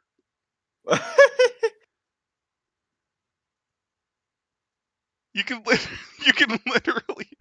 So remember, you take one harm for all of your. level is shattered down to 0. You 3 can. harm means you are seriously hurt. So this is your HP. I'ma go into the tub with the bottle of Wait, what is this? vodka and Wait, what is this? crash into slumber. So would losing your parents or have a nervous collapse from ongoing stress. A 3 harm situation requires medical care and you'll be grounded while you recover. I'm fairly certain the Soviets Soviet would just Union, leave you to die. yeah, the Soviet Yeah. Union had no regard for people who were shell shocked, as they would call it back then. They would slap you and shake you around and force you back right in. No, they wouldn't even be that kind. They just you'd Shoot be you for assigned being to a waste. No, they'd assign you to the traitor units. You know, the ones Penal who get you. legions, yeah. Yeah, because you're trying to desert. You're saying you can't fight, but you have no physical wounds. You lazy! Get back in line, filthy soldier! So here's how you can actually die in this game. If you're really unlucky, your favorite plane explodes like a Pinto, which is one of your relations. That's gone. Someone inside dies. Someone inside that you really care for died. And then on top of that, the KGB disappears an NPC you were dating. And last but not least, another one of your friends also dies during the night run. Or no, even better, if the NPC is just being a dick. Your father further in the Stalingrad front tragically died. And then that's 4 harm. You just drop dead. Yeah, Nothing the thing is, happened to you, but you mechanically just, I don't want to live no more, flops over and like a puppet with the strings cut. 3 harm requires medical attention. You'll be grounded while you recover. It's a good time to assume GM duties while the former GM's character takes Oh, the go place of yours. fuck yourself. Uh, Go fuck yourself. Do you know how many players actually want to GM? Not many. The group that we're in, the Dice Scum group that we play games in, we're unique in that a lot of us are totally fine with GMing. We're a freak of nature by gaming group standards. And even We then, don't there's have the several of fun, us GM. who have no interest in ever running. Or at the very least, they only want to run like one game and that's it. Like, there's quite a few of us that don't. We are a unique gaming group, in my opinion. Usually, most groups have maybe one, if they're lucky, 2 that like to GM. There's a reason there's a meme called the Forever GM. Is it really a meme if it's true? It's true. That's why it's funny, because it's true. Mm-hmm. I imagine if we did a study on how we got 1,000 gaming groups, 900 of them would have 1 GM, and of the remaining 2. 100, 2. Mm-hmm. I'm not like bragging about our uniqueness. I'm just pointing out that this is an exception, not a rule. And the fact that this game is trying to force people to go into a role. Now, admittedly, if they're not comfortable, I think they'd probably say don't do it. But at the end of the day, this type of everyone can GM mindset, mentally stupid. Not everyone wants to GM. And some people who want to GM are not good at it. Also, people have wildly different styles. So, what if the person who takes over GMing duties so fast is feeling kind of bitter now because oh cool, I don't get to play my character anymore. Okay, and they just don't feel like it. Okay, here's an example. Greg tends to play more serious, run serious and dark games. He would run it like an actual war drama. Oh god, roboting. I'm roboting. Yes. Randall, Or am I maybe I am. roboting? not on my end. Okay. Oh, then it's on my end. Never mind. So Greg tends to do darker and more serious runs. Like, he does a lot of evil themed games, but that's not all. So he would run like Night Witches more seriously, right? I would take it over and I would probably play a little more fast and loose, maybe a little more historically accurate. Maybe you'd be doing more missions, I'd say, focusing on like tactical stuff. And then Randall, because it's a terrible game, you would just get yourself relaxed and then just run it like as wacky as possible. Stalin with his flying mustache comes down and gives orders directly for you to fight the super German death robot. Actually, I think I'd treat it as like a tactical miniatures game with behind the scenes drama. Which is different from mine, which would be more of I play it like a D&D where you just use a lot of mechanics, or I would use Warbirds, which actually has stats for planes and everything, and it'd be more on the battlefield. Like, we have different styles, and that would kind of reflect on the GM here. And hey, if you depending on the group, you might have that one Coomer. You know the one. That one Coomer's like, okay, now it's gonna turn into a romantic comedy like Porky's. German German AA gets a lucky shot. Yeah. Or no. To make it more organic, next combat session, they all seem to have a tendency to target him. So there's no definitive fuck you, but it increases the chance of him going down and getting booted. But I'm just pointing out that that's an entire possibility. You have just completely different gaming styles, and that can actually ruin a game if you completely change tones. That can actually completely ruin a game. Oh yeah. What are you talking about? These are great. GMs are always at a premium. Don't force a shifting GM bullshit. Yeah. There are GMs that sometimes want to just play, but in my experience, they're usually the GM of their group for a reason. It's because no one else wants to, or there's like maybe one or two who try, but they're not very good at it. And that's not an Yep. insult. Not everyone has the mindset to really run a game. Like the only way I could really see I'd say rotating GM games work only when they're very, very simple. Yeah, like we And where experimented it's with pretty that. much just collaborative storytelling. Yeah, we experimented that. We made a monsters only game where we all played D&D monsters that were statted at the same challenge rating. It's very simple. We're just monsters that escape and we just kind of rampage around. It kind of works. In the groups I've been in, maybe one other person wants the GM tops. Yeah, Princess Cyanide, that's usually the normal group. From How Do You Do? Everyone loves to play, but never want to try to do the work to give everyone the experience. Exactly. That's kind of why I don't get this obsession with trying to show. Well, no, I get it. The writer himself themselves don't want a frickin' GM. Like, yeah, like include it as an optional rule, but like, no, you don't design a game this relatively complex around it. I mean, it's not the most complex system, but you're still relying on D6s, and you have to, especially since this is a different Powered by the Apocalypse games, remember the few different changes in how the system works. Nature's Yeah. different, their roles are different. You have to remember that, and the bonuses that they get from that. And Pagan, you're right. Everyone has to be in on this. It's so dumb.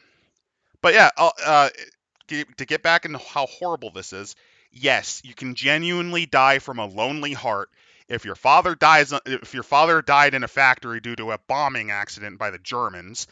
If your favorite plane goes up with your lover in it, that's 3. And then just for one more pain, I don't know, you get oil in your eye, and then you just flop over dead. You assume the hedgehog defensive position and curl up in a ball, and then the commissar shoots you. I was thinking more like you just flop over like a puppet with its strings cut, or you fall over like a bug. And you know how when bugs die, they do that weird jerking leg motions as their neurons fire for the last time? Like, Yeah, you just, your eyes roll up the back of your head, you start foaming at the mouth, you flop on your back, and you start twitching, and then just still. yeah.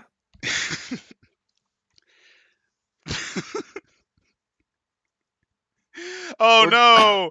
Oh no, we're experiencing Soviet casualties! Greg, no!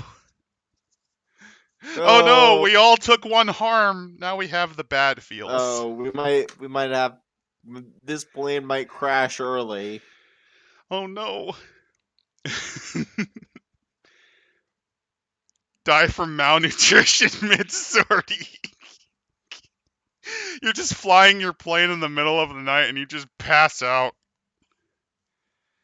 Ah, man. More than 3 harm is lethal. All harm is removed when you change duty stations as time has passed. So to again get into the stupidity of the mechanics, right? You can take 3 harm, and all harm is removed when you change duty stations. Yeah, So yeah. You got the vodka on the desk. You got the revolver on your table. You've got the bullet in it. but Just then your should I shift do it? starts. Should I? And then shift change. All of it gone. Now, Revolver's back in you the feel safe. great. You feel great. You're not drunk anymore. You feel great. God. Now, I know we're kind of taking the piss out of it because this is like the most radical interpretation, rules as written insanity. But no, But like, mechanically, this is how it's working in their own words. what about just harm reduces by 1 every scene? Yeah, that would make more To sense. evoke the movie trope of continuity within the movie. Like character gets injured, first scenes after their injury, they're really badly injured and patched up, and slowly they get better. Yeah, Like like your invoking favorite that plane trope. blows up with your lover. Yeah, you'd be depressed for several shifts, I'd say. Hmm. Oh no, oh no. Greg's last words are he needs to spend time in the hospital due to taking 3 harm. So I guess I have to take over since I guess I'm GM. Don't worry. Wait. We could shift GMs because that's what they want apparently. Yeah. Ugh.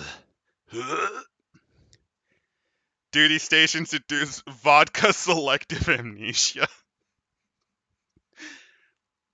Now, admittedly, we might be misinterpreting the rules, but not. Yeah, I'm it's pretty sure. probably supposed to be over like a longer period. Like for 3 harm, they do say you have to spend time in the hospital, and for 2 harm, you have to skip a mission. So I think all harm is removed if it's just 1. From prison cyanide. So I've got a sucking gut wound from flak, so I'm gonna put on my engineer glove, just the one due to the Soviets, and I'm good. Or I'm so zealous I don't got time to bleed. Now that'd be cool if you had Predator logic where you're hit and you're just like, I ain't got time to bleed. So death. Death is close at hand when you play Night Witches, and it will be a little unusual for a character to survive 6 duty stations in active campaign play. So this is high lethality, huh? Cool. Alright. The odds are stacked against you. 4 harm means you are dead. Since harm stacks, it is possible for a serious injury to kill a stressed, exhausted pilot who, if fresh, would have survived. Being marked can also be lethal. One of the options is always death. You can choose this if this is the best, worst choice in the moment. But in the end, it'll be chosen for you. So the GM's like, no, I pick it. Then what's the point of changing GMs? Or having the players have a lot of control then, if you're just going to finally decide. Also, Hello, who is this? it is me. Hey, Biggs, we're currently going on about death. Well, that's really And great. we're but I just- streaming. We're live. So Wait, don't we're say streaming, anything. but I'm not wearing any pants. Oh no, how embarrassing! Don't say anything that's gonna get us like killed. All right, so what are we reviewing today? Are we reviewing Cersei Sword Lesbians, Avengers? What are we looking at? Well, I mean, you got the lesbian parts, right? It's Night Witches. Isn't that aren't those Soviet cunts? Yeah, they're the air women from the 588th who are given all those old crappy planes. Okay, so I mean, so what's the consensus so far? Is it good or shit? Well, it's powered by the apocalypse. Okay, so you would have more fun twiddling your thumbs around. Gotcha. I'll be honest, I'd rather play Lunch Rush, which is the best powered by the apocalypse game I've ever seen. No, that's an insult to Lunch Rush. True, it transcends it due to being so insane. Yeah. Any option which allows you to open a door to the storage cellar and you just find another dimension. And it's standard, in a standard game where you play a fry Lunch cook Rush is great. Yeah, it actually takes the kibble, the cyberpunk kibble that I call the powered by the apocalypse system, and actually turns it into something cool like a stir fry. So, do they, out of curiosity, do they really sell that lesbian angle? Is it like a Cersei Sword Lesbians scenario where like they're just all aggressively horny? I and they just want to suspect they see tacked fucking? it on since this was made in 2014. I think it was tacked on at the last minute to award hunt because this won an award. Mm. For what, sex? Is that what it is? No, for being stunning and brave. I think it was a 2015 award for indie games. I forget the name of the award because I don't pay attention to industry rewards because that's just the companies getting together to, have a happy little self wank session. Yeah. But All right, then. here's the thing though. You can remove all of the sexism and all of the homophobia of the Soviet Union to just play a Yeah, if you just want to play like Soviet Islia the SS She-Wolf. Yeah, but like you're still in the back. It's mostly just at the barracks doing your thing, apparently. So you lose all of that conflict, but you can't actually remove the, as they call it, queerness, which to me that still just sounds like a really, because I'm thinking of the term strange. Starting to suspect it's just a backdrop so you can have your goddamn ERP sessions. Yeah, I think that. See, that's my theory.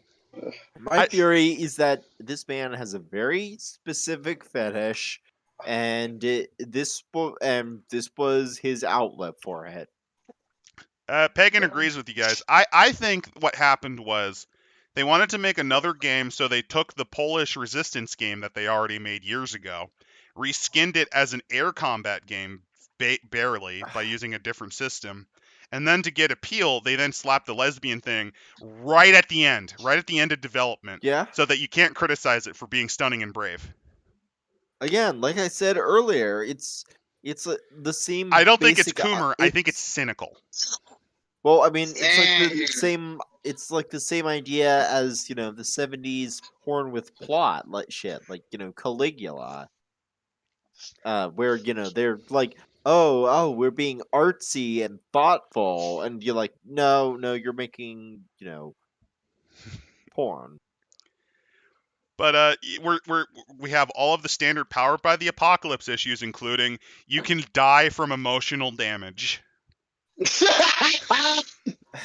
The political commissar calls you a faggot and you kill yourself.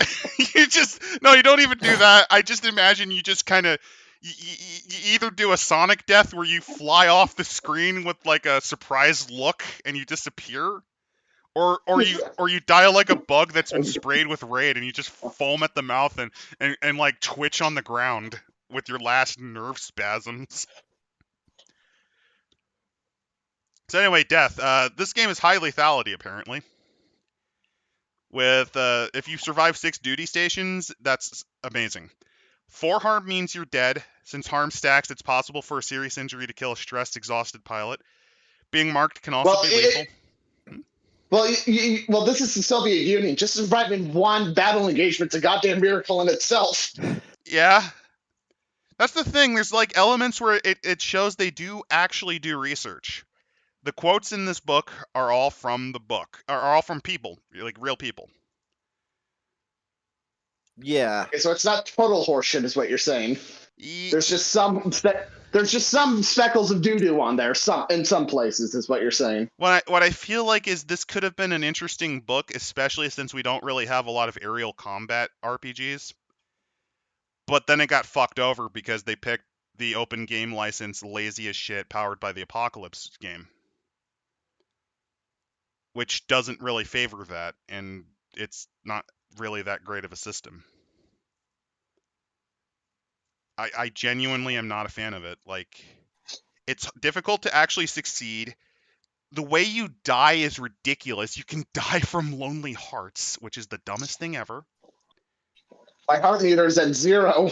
It runs on flowchart. It runs on flowchart mechanics because you have to set up your money moves and like your other details. You have to make certain you have to use the video game logic of getting your report up with your teammates to get the bonuses. It's like the worst way to write a book. Yep. Okay, so here's my screed about Powered by the Apocalypse. I get what it does, and there's an audience for it, so I don't hate the system. I dislike it because I don't like playing that kind of game.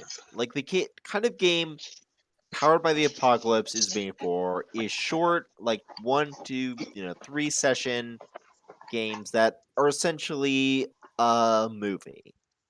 It's a movie with some vague RPG mechanics attached. And it's good, and I mean I don't like it, but the mechanics work for what it is. But what I really hate about it is people trying to just slap every idea, every concept they have on the mechanics completely blindly. Yeah, because they It's don't even try. lazy. They don't try. They take a complete mechanical system that's free to use because it's open game licensed, and then they just slap horseshit together. That's a big problem I have with the system, and on top of that, most of the times the games they design aren't even that interesting. That's the damning thing. Oh, and also, here's another thing about death. You can just choose to say, and then I die at any time. You can die as the fiction demands. So like during a night run, you could just say, I am fed up with this world, I quit, and then you just intentionally nosedive your plane into the ground. Wow. There, like, you could do something cool like that. Like, talk with your GM to set up, like a suicide run where it's like it's essentially a high lethality gauntlet. And it's representing like your character just not really caring whether they live or die anymore and leaving it up to fate. Like I but think when that's it's what just they like, expect. yeah, but the way it's put, it just seems like I'm fed up with world. Splat. Or you just flop over dead. No explanation. You know a game that would actually work with the high lethality system better? Just go with paranoia. Just take paranoia, convert it to a war game. Yeah, Because the whole point of that is you're expected to die several times in it. That's why you get a 6-pack of clones. yeah. Well, maybe I don't know. Paranoia would be more farcical, but well, I don't know. You could take the underlying mechanics. That's what I Yeah, mean. You yeah, it could mechanically work. take, because it's perfect for high lethality. Because the whole point is you're gonna have multiple copies of you. From Pagan Pilot, brute forcing things onto the system it's not even meant for. Same thing with OGL and a few other open licenses, but powered by the apocalypse is an ever-growing, mass-destroying, potentially interesting ideas. There's an element to D20 being an issue since it allowed people to just kind of create whatever the hell they wanted. But with AKA Black Tokyo. yeah, but the whole thing about it that's nice is it's just mostly the mechanics. It's up to Yeah, you to like actually integrate them. D20 mechanics are let's be fair, janky, but they're familiar janky. And they're flexible enough you can change a lot. Can I purposely die to constantly take the GM spot back? Yeah, if your character dies, consider assuming the GM role for a while. I fed up with character. They die. I GM It was now. all these fucking games with goddamn characters rebelling against the goddamn GM. I swear to God. Because the writers fucking hate GMing and they assume for some reason that anyone can become a GM. They don't. If they wanted to try to GM a game, they'd ask. They'd ask, hey, I have a game I want to run. Do you want to try it? They don't. Most people just want to play. And that's fine. That's totally fine. And some people who do want to GM, they're not good at it. Because they either are recreating stuff they've seen in a TV show or in an anime, and they expect you to follow it exactly, or they just don't think things through. It happens. Like, there are players that want to GM, they're not great, and there are players who don't want to at all. So anyway, we've covered what death is, so let's go into advancements. This is your equivalent to experience points. When you take an advance, you change usually for the better.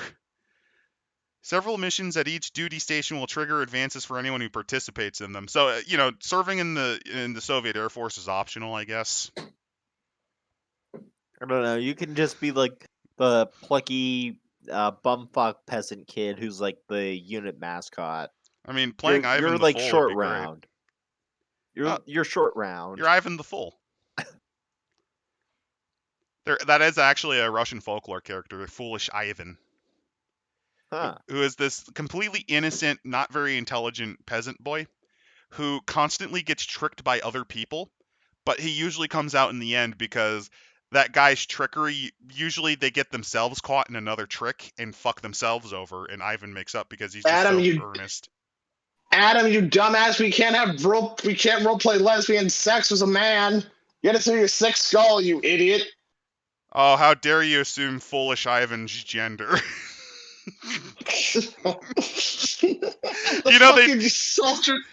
There actually is a section called Natural Born Women or something in this, and I actually made that joke earlier. Oh, wow. Is this... has this book secretly swallowed the red pill? All the Soviets were red pilled. They realized that Judeo-Christianity brought nothing but strife to their continent and sought to remove it. And all the Bolsheviks, the Freemasons. No. Can I purposely die to constantly take the GM spot back? Yeah. Time to pilot this plane crash straight to Berlin. You got it. That's the only way to destroy Vampire Himmler. You have to crash an old Polikarpov Po-2 to hit Vampire Himmler. Speaking of fascinating, there is no mention of the word Nazi once in this whole PDF.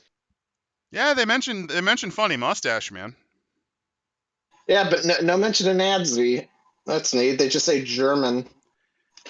Advances. They represent experience and growth. You take yeah, I already read that. Harsh lessons. You may choose a new move. You can learn a new move for your video game fight. You have 5 that are specific to your nature and the option to take one from another. This advance can be taken 4 or 5 times, depending on your nature, which they don't actually specify that in the game, so good job. Good job. Deepening ties. You can open a regard slot and fill it in. So this allows you to take 3, 4, or 5 times depending on nature, which they don't specify or clarify from what I remember. I'll be honest, as I'm reading, I'm forgetting parts of the book already, which is a great sign of quality. By the way, the reminder, this won an award. I'm going to keep saying it because it's comical. Yeah, it's like that episode of South Park where it's like award winning and it's all about Randy making massive shit. Oh, that like, reminds me. And they throw the like award winning series trophy into the crap. Speaking of award winning, did you know Thirsty Sword Lesbians won an award this year too? Yep. Yeah, I'm not surprised. Industry awards, guys. What part are we on by any chance? We're on advances. I know, but like, what page is that? 26. It's page 38 in the PDF. Oh, Jesus Christ, you guys are so far behind because I skipped to the desserts. I don't blame you. So anyway, other things you get are personal growth, which raises your stats, which we're going to learn about soon. Honor and pride, which is where you get a medal. They're quasi-stat used by several moves. Added responsibilities, which is where you get promoted. And that allows you to do more things. No one's ever demoted. If you commit an offense worthy of demotion, you'll be remanded to the NKVD, who will either return you to duty or demote you all the way to a corrective labor battalion. At least he's honest about that. Yeah. Nicholas, who's the author? Some guy named Jason Morningstar. Yeah, his nom de plume is basically the Dark Lord Satan. He's one of 2 writers at Bully Pulpit. You know, don't show me a photo of this guy because I want to develop my own mental image of what this guy looks like while reading this. So here's your question. Here's my question to you. Does your mental image of him have hair? My mental image of him as of now, he has hair, but he's like balding. He's got, kind of like a little bald spot. Just forming. Oh, can I tell you he fills the Satanist trope of shaving his head? Okay, that helps you, sure. That's all I'm gonna say. Well, no. I'm gonna interpret that to say that he's just really balding. And he claims that he's shaving it because he's a Satanist.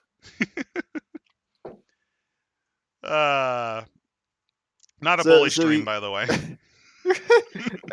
Oh, I'm fucking bullying him. I'm imagining him looking like one of those medieval monks, but with really greasy, straggly hair hanging down like Gollum. Not a bully stream. We're just describing the mental image of a fictional character. All right, and I'm also envisioning that he lives in this greasy ogre hovel where the walls are filled with animal skins and anime posters and old Soviet propaganda. This is not a real A dangerous person. This is combination. a mental image. Eddie is okay. I'm sorry. Reminder that Bully Pulpit's game is so good that they took the likeness of a dead man as their mascot. Teddy Roosevelt died for this, and they have him on his. They have them as a member of their staff.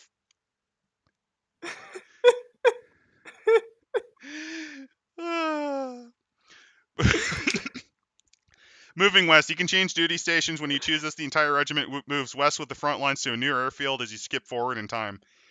In addition, you become the GM and everyone else takes an advance. You're just given the... Here you go! You gotta run the game for us now. Anime skins and animal posters. Yeah? Yeah? I don't know. That type of golem-looking motherfucker that Randall envisioned, I could totally see him skinning anime girls and, putting them on the wall.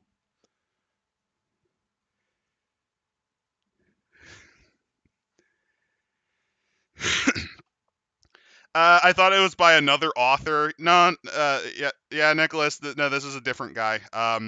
You're probably thinking of. Oh God, I already said it. It was like, was it Wild Wings, Monster Wings, Wing Monsters? Shit, I don't remember. Let me just. My brain cells aren't working. Warbirds. I was thinking of Warbirds.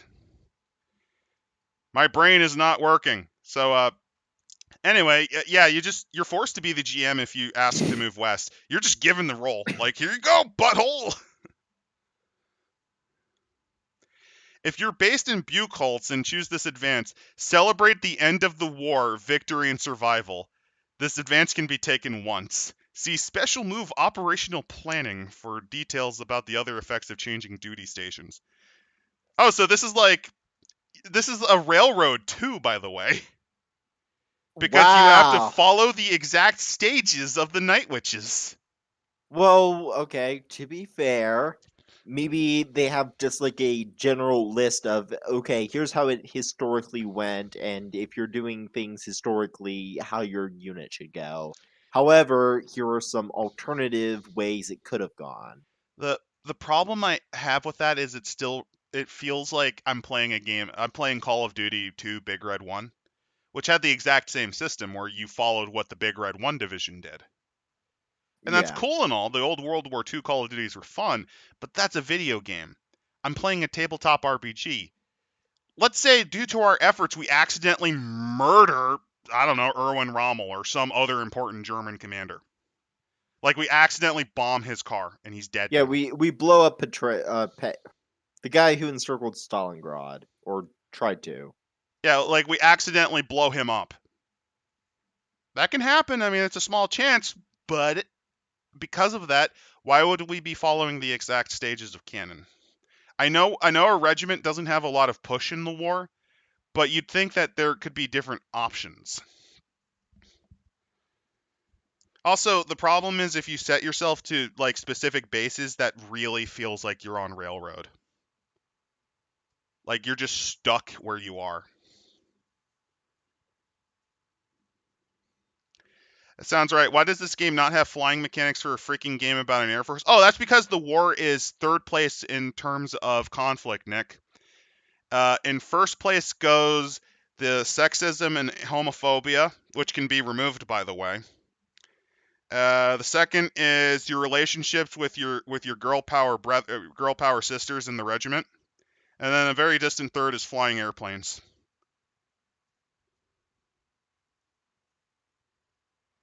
I already forgot the name of that Air Force game because this game keeps eating my memory. I feel like the robot from Treasure Crimson Planet. Skies? Airframe?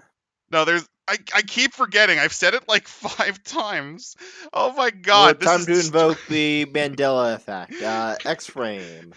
It's Warbirds. I keep saying Warbirds and then I forget it like 2 seconds later because this game is eating my memory. This game is a memnivore. Oh my god. So when the advances stop, if you run out of advance options before you run out of the war, you have 2 options. Your character has become too valuable to risk on nightly raids. She is pulled from the unit to a safer, more political job with the 4th Air Army and retired from play. Make up a new character. Every time you earn an advance, instead, lower a stat by 1, erase a move, or close a regard slot as your character starts to burn out. Ways to enter an advance. Trigger a move. Activate your trap card, I guess. That includes an advance. Yeah. Choose a mark. That includes an advance. Go on a mission that triggers it. Change duty stations after fulfilling your role's condition, or when someone else chooses the moving west advance. This isn't from Princess Cyanide. This isn't a game. It's a carefully crafted mind virus in PDF form. Yeah, I've already forgotten the name of that again. Oh my god, I actually did. So, Warbirds. should we end at Warbirds. 11? Yeah, we're going to end at 11 because I want to try to get further into this. Another quote from a real person. They go into details. Yesterday, General Vershinian told us we were the most beautiful young women.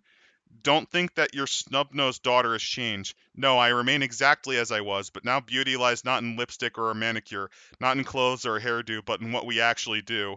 And he is right. Our desire to smash the Germans as quickly and practically as possible makes us beautiful. And then the end of the war happens, where they're shoved back into their roles as mandated by the Russian cultural norms, or sent to prison to be violently executed by the state. You got to keep that part in mind, by the way. Yeah, Nick, thank you. I was kind of joking on that last one, but I've been forgetting the name of Warbirds all night. Medals. Those medals are beautiful. No, you dream of a chest full of them. Oh God, they change the tone in the writing right here. Don't you like that when the writer just arbitrarily changes the tone in their own writing? Yeah. Such quality. I could taste it. It's like ordering a Little Caesars and they forgot everything but the bread. They forgot everything but the dough on the pizza they send you. So you're just eating that. Or it's like Pizza Hut where they drown you in sauce rather than the opposite, and it tastes like death. I haven't been to a Pizza Hut since I was like a kid, and I think I only once there 1 or 2 times. I've only had Pizza Hut 3 times, twice in the 90s and one a few years ago. Out of curiosity. The one a few years ago was awful. Oh. It basically, the sauce is extremely low quality, so you're kind of hoping they undersauce you so that it's just cheesy bread. It's arguably the worst chain pizza you can order, and that's saying a lot since I actually think most chain pizzerias suck. Flying Circus is powered by the apocalypse with adventures in dogfighting. Don't know how good though. Well, it's powered by the apocalypse, so that already takes it out of the amazing. Crap! It's endless crap! Well, it might not be crap, but I'm gonna say it already takes it out of amazing. Like, it's not gonna be an amazing book. You can choose to have your character awarded medals as advances throughout the game. Earning a medal is a significant choice, and your character's recent behavior should give the current GM ample evidence to cite them. Their bravery, dedication, and skill. Anyone who earns a medal without truly deserving it, if your GM can't cite their actions unreservedly, will be an object of ridicule and contempt. What are you fucking talking about? The Soviets did this all the time. They would just make up people. When she earns a medal, it has 2 effects. First, the GM must incorporate an award ceremony, blah, blah, blah. Basically, yeah, you get the mechanical bonuses, you get a slight bonus, and in the video game moves you can do. And medal citations. I'm going to say one of the moves has to be pointing at your medals and screaming, "Do you know how I got this?" to get somebody to back down. I'm just envisioning, like, or you could do the alternative where you just steal the Joker from the Dark Knight. You want to know how I got these scars? Yeah. Yeah, if it doesn't do that, I'll be disappointed. I don't think they do, but let's find out. So here's all the medals you can get. I don't really give a rotten shit. So here's all the medals of the Soviet Union you can look at. Yep. It's nice. It's nice to know, but I don't care. We're moving on. So here's the mission pool. This is the shared resources generated by the air section's behavior on the ground. It represents the spirit of the army, quality equipment, and workmanship. diligent preparation, and fighting spirit. A well-stocked mission pool might be a selection brief brimming with confidence and elan, or one with perfectly tuned planes and shining racks of bombs with special messages to the... Not in the Night Witches. They were given planes from World War I. Or from the birth of the Soviet Union. You know, planes that served in the Civil War. Section going on a mission with no pull might be crap. Mission pulls give a +1 bonus forward during the mission. So you want to keep your airbase not shit. Scrounge well, which means you're like Mad Max looting the countryside to find shit to fix your garbage planes, I imagine. That's actually kind of awesome. Actually, that would be a really fun game. Colin, post-apocalyptic Air Force dogfighting game. Where you're like Mad Max factions where you have to form an Air Force to fight another Air Force. Go on, don't you want to see a scrap plane made out of car parts and like fucking styrofoam? Yeah.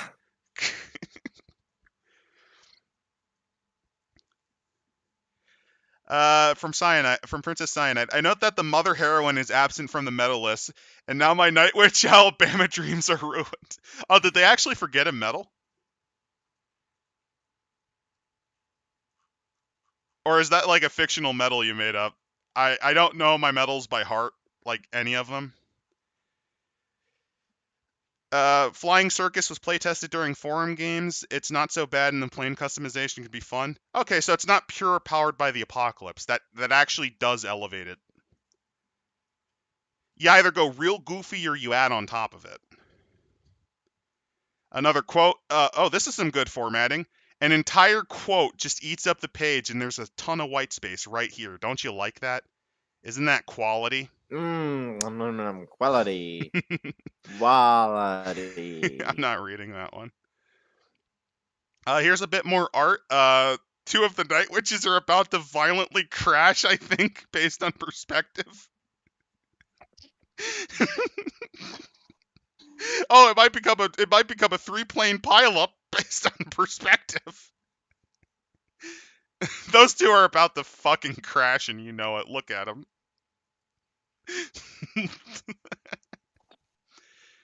We prepared the aircraft for combat missions, and at times they flew 10 or more missions in a night. We never had enough sleep. Not for the whole war did we have sufficient sleep from an actual pilot of the Night Witches. So here are the... Oh, look, more white space. Here's more white space that eats up fucking pages. Well, wait, I'm already struggling to write this book. Let's stretch it out by adding some white space so that it could look like a real book that you could buy that has a paper binding and everything on the back. Yep. Also, just want to note, it's getting late. What time should we call this? We got 15 more minutes. We'll wrap up in 10. We'll just talk a little bit at the end. Plus, I want to get through moves because this is the boring part of the book, and the more we can rip through, the less often we have to look at this. We're not even, I think, I'm halfway done enough. We're getting there.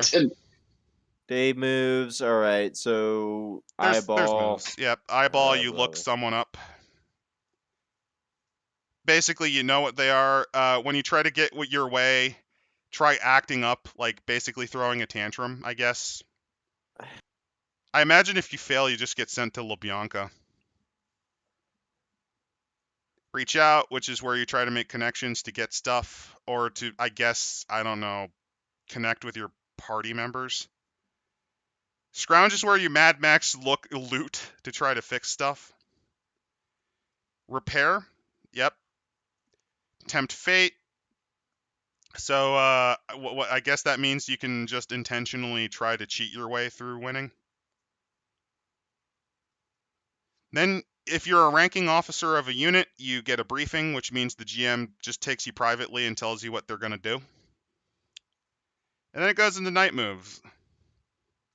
Oh, look, he explains what Vedomaya finally means, like 40 pages after he introduced the term. Don't you like when the author doesn't explain what the term means until like several dozen pages afterwards? Yes. High quality. So when you fly as a wingwoman and cover your assigned, it means wingwoman, Vedomaya, And cover your assigned fellow plane during a mission, hold 1. When that plane's crew suffer a consequence, spend your hold to cover them and take it on yourself. So basically, sacrifice yourself, that's 1. Wayfind is trying to find the target, attack runs aiming the bombs, enemy fires to try to avoid getting not hurt. Wheels down is to land if you're not in a good spot. And tempt fate is when you try to, I guess, defy fate of dying, I guess. Hey, look, they spelled. Hey, look, he tried to use the haha funny Russian swear word. Where? Fate is a suka. He used the Western translations of suka. Oh, that's Wow. cute. So we're looking at a Russia boo, is what you're saying? Yeah, I mentioned it earlier. He used actual random Cyrillic earlier in the book. Okay, so this man clapped when during the Russian invasion of the Ukraine. Gotcha. We don't know. He's just a Slavaboo. He might actually be pro-Ukraine. I think he might be, since I think Bully Pulpit supported Probably them. is. Well, just for lulz, just for the lulz, let's just say he is. Let's just say he's a hardcore Puttin fan. That makes it funny to me. Yeah. It's funny, but I'm pretty to anyone from Bully Pulpit and to Jason Morningstar himself, I'm relatively sure because I vaguely remember your company was part of that Ukrainian game jam. This is just a joke. This is lightly. my mental image. So there's a giant bust of Putin above his computer. I'm envisioning the giant Yes. Russian flag. Like there's a giant Russian flag with a Soviet gas mask on a fucking And pedestal. like half of the day, he's like in his ogre hovel on his old like big monitor, personal computer. Oh no, I don't like, think he has one big monitor. I think he has like 3. Yeah, but they're all like those old CRT monitors from like the 90s and early 2000s. The center one's a flat screen, and he has 2 CRTs from his previous 3 computers.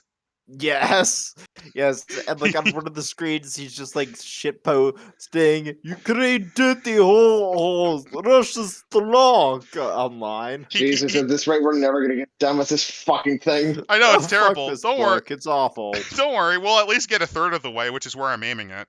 And one last mental image, he converted one of his old computer towers into a mini fridge, so that he just pulls like not Pabst Blue Ribbon, he pulls Stoli out. He pulls Stoli from the Stoli vodka brand, just from the converted monitor.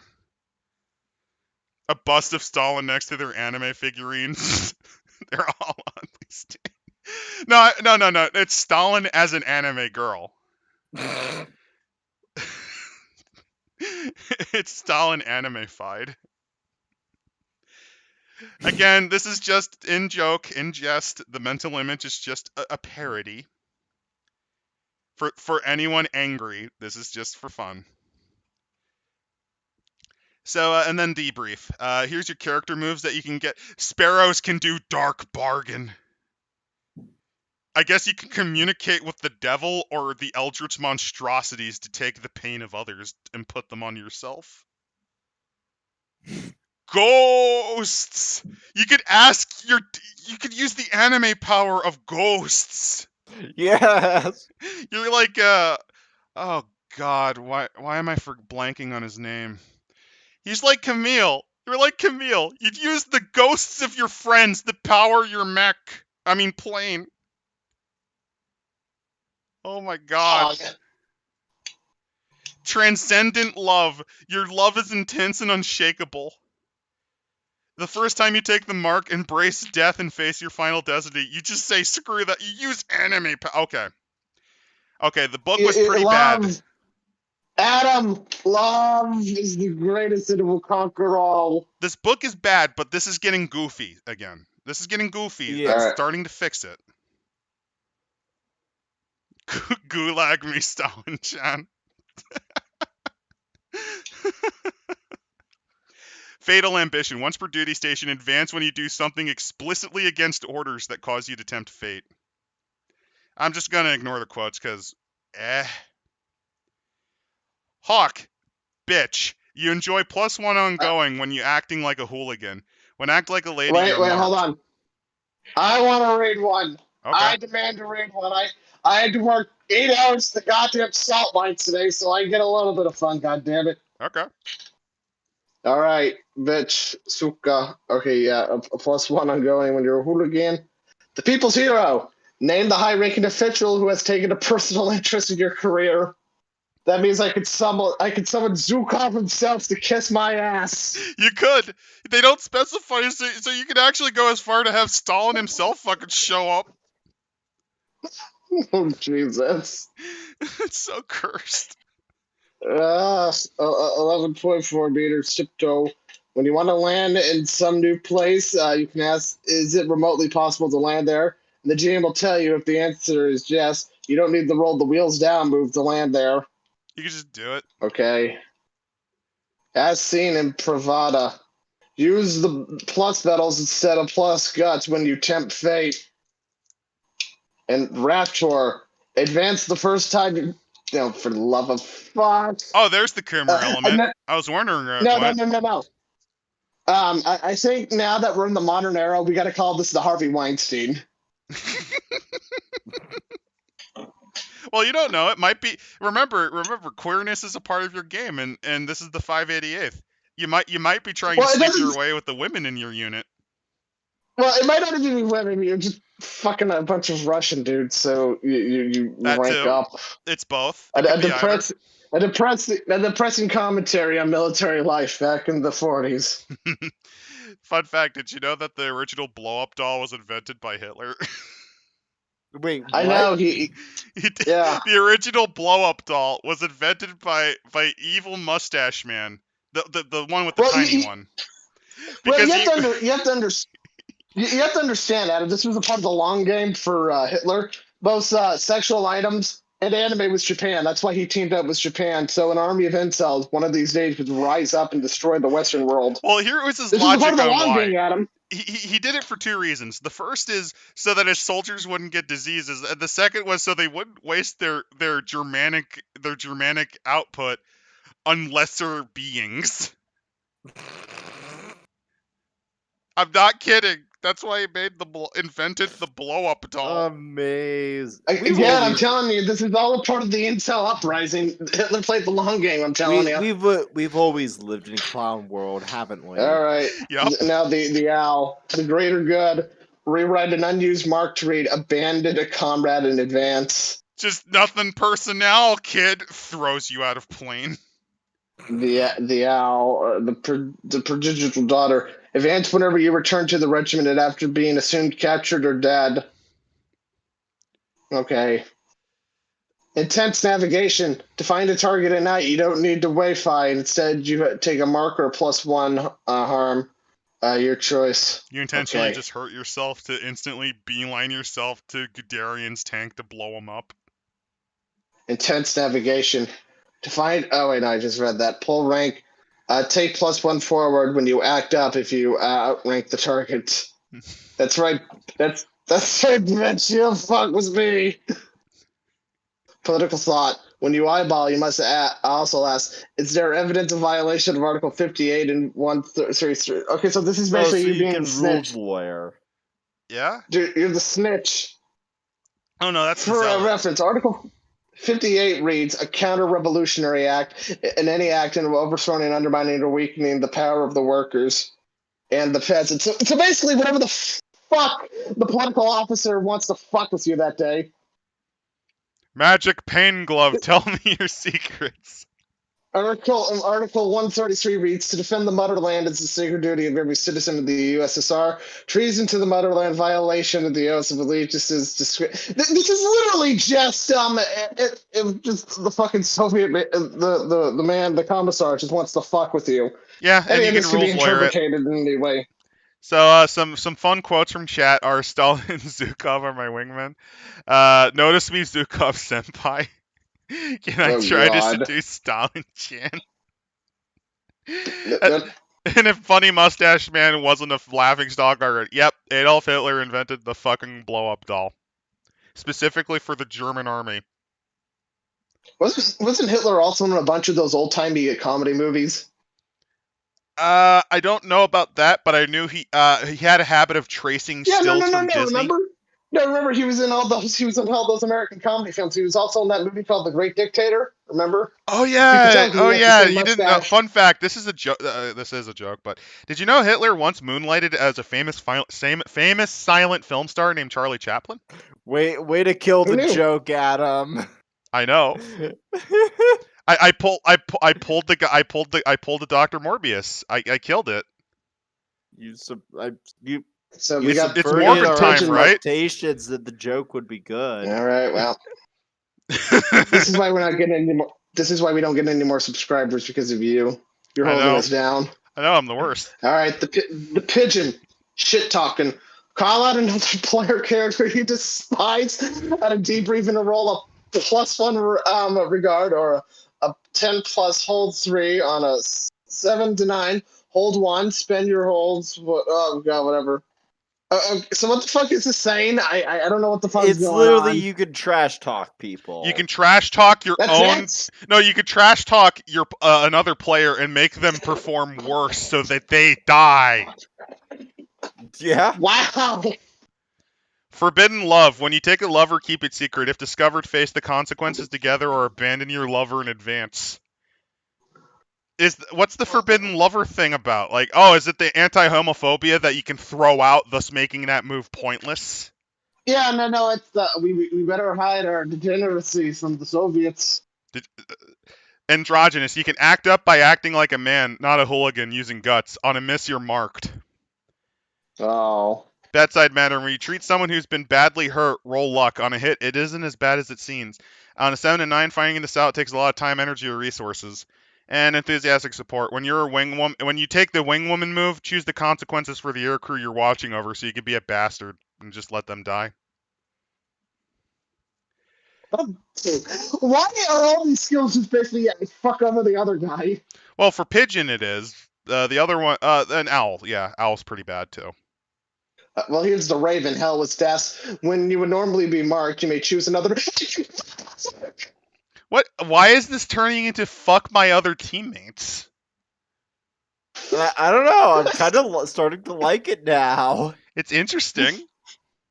Is this a meta commentary of like how you had to be a backstabbing son of a bitch to survive the Soviet? And another writer, I'd say yeah. And actually, with Jason, it might be the case too, because he's at least admitted the Soviet Union is a pretty shit was a pretty shit place. So this might actually be commentary. The keyword being might. I can't confirm. That phase when you realize fucking Meat Punks is a more player-friendly game because at least they don't have mechanics for fucking over your goddamn team. Oh my god, you're right. Well, I mean, the thing is, I can see like the intended use for these, but at the same time, there's the obvious unintended uses. And it's the unintended uses that I think are more interesting because that's how you rat fuck over other players. And it highlights the Soviet guess, mistrust. Yeah, it kind of works. I guess too. I mean, he's probably using it in a way too. Like you have these. I mean, not all of these are you fuck over the other guy. I think it really just is. It's what's a good comparison? It's like a game of Monopoly. You go in, try and have a fun time with your group of friends. But you might come out wanting to punch the other guy in the gut because he made you pay $5 billion and he took your property. Look, Biggie. I'm sorry. Look, Biggie. I'm sorry I bought all the utilities and railroads that game. I guess if you think about it, games are just a way to fuck over your other friends. I'm sorry I bought all of the railroads and you kept landing on them. I'll never forget when I beat my brother in a Pokemon game. He bit me when we were small children. I guess that's what it's trying to invoke, the feeling of being bitten by your small little brother. Or the feeling of angry rage where you, as a small child, get so mad at someone beating you in a video game, you break the controller by ripping the wire out like a pathetic baby. All right, Fortune's full. Choose a single move. Replace that rolled stat with a plus lucky when you trigger it. Okay, change of initiative. Varon. When you steal a treasure... Steal their shit. Yeah. And no, that's better. You can cuck them. Yeah. And you get rewarded for cucking them. Jesus Christ. Oh, you know what that means, by the way? You could literally remember you could die from emotional damage. As a raven, you can cuck someone to death. Okay, I'm starting to like this. I mean, like is a strong word, but I am entertained by this. It's growing on you like a fungus. Yeah? I mean, there's some All right. creativity here. I'm enjoying this segment. Sacrifice. When you sit in a hospital to recover from combat injuries, you may choose your assignment, squadron. Okay, so basically you can just choose whatever you can just go wherever the fuck you want. You could also say to the rest of your party, "See you later, fuckos."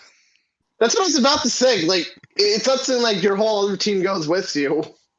No, because you're a sergeant or a lieutenant. You have a different squadron. That means that you could be sent to a completely different area and not interact Alright. with the rest of the players at all. I'm Permanent going to file. the Far East. Fuck all you. You have to stay with the When you regiment, submit but an still. official When you submit an official report to your supporters, roll a plus skill. On a 10 plus, choose 2. On a 7 to 9, choose either mark someone, change accepted truth of the situation, or add 1 to the mission pool. So you could just intentionally choose to rat fuck your party. Actually, the expression on the Golden Girls looking motherfucker here's face is perfect for that. Yeah, I marked both of you for death. What are you gonna do about it? Again, it really feels like this is just again where you fuck over the other players is what it's starting to sound like now. I just rape them. I don't know. It makes it better than some Powered by the Apocalypse games because there's actual thought and variances put in there. I mean, like the thing is, like, I mean, this is like putting soy sauce on cyberpunk kibble. Like, there's something there. At the end of the day, I mean, you really are fucking the other player, but it's just a fucking game. Like, I mean, just like, what's your if thoughts on when it everybody comes to like? knows that rat fucking other players is on the table, then it's fun. And as for special moves, Yes. I think we can get quick. I think, yeah, we can just do this and then we'll stop because it's getting late. So operational planning, it's basically just, this is the stuff that happens if you fulfilled role conditions, which are all those things that you did up there, you advance. So a Raven can literally succeed in advance by cucking someone. It's pretty great. You can change their role too, blah, blah, blah. If you get questioned by the NKVD, roll luck if you lie and guts if you tell the truth. Dreamers can roll using whatever stat they prefer. On a 10 or better, they thank you. On a 7 to 9, choose the following. Incriminate a family member or friend. For the love of God. Agree to frame someone, or you and your comrade of choice are marked. And if you miss, well, they're looking at you. And finally, behind enemy lines, you find yourself on foot behind enemy lines, you're marked. You're presented with your immediate circumstances. You have a pistol, some high-energy milk sweeps, and a map and compass. Everyone invading capture rolls for themselves. If you landed in an active combat zone, roll guts. If you're in lonely terrain, skill. If you're near a village, luck. On 10, you return to the regiment unharmed. On 7 to 9, you choose 2 of these. Return after some time in hiding. Return unfit for duty. How are you hurt? Return under a cloud of suspicion. On a miss, you're captured and fucked. And here's the Red Army Oath. Who gives a shit? I think that's enough for tonight. We're about a third of the way through. Some last comments. Raven stole Stalin Chen from me, and now I am dead from the heartbreak and the GM. I am going to kill them in real life. That's a good one. Toxic Relationship, the RPG. And last but not least, I'm surprised there aren't penalties for failing a role like getting marked yourself. Powered by the Apocalypse, you can. It's usually like you pick 2 bad options. So we made it about a third of the way through, which it's better than I thought, actually. I thought we were going to be stuck much more. So what do you think so far? It's kind of growing on me. My biggest problem is it's mechanically. I don't like Powered by the Apocalypse games traditionally. It is a cut above the other ones we've done so far. Yeah. Other Not than really Lunch saying Rush. much though. Is that really saying a lot, though? No. Definitely interested in continuing, at least for now. As for what, I guess. as for next, I oh, sorry. guess you could definitely do worse because it's not frustrating. And it's just, I just think the subject matter of lesbian Soviets. It's just, I think that's really just, the big thing that we're latching on there is, A little bit, because the more I read, haven't you kind of noticed that the more you read, that it just kind of felt tacked on? Yeah. I mean, I don't know. There's like an element of it, it's, but it feels like it was just tacked on for good boy points. it's okay. Definitely way worse. I was actually really worried that it was going to be more pervasive in the sense that this is all we're going to write about, and it's going to be very Thirsty obvious. sword lesbians is what you're saying. I was thinking it was going to be very obvious that most of the adventures are cynical and written from the point of view of a Coomer who is hiding their fetishes behind that. And I'm not really getting it, although I will say it's hilarious the Raven can cuck a player to death.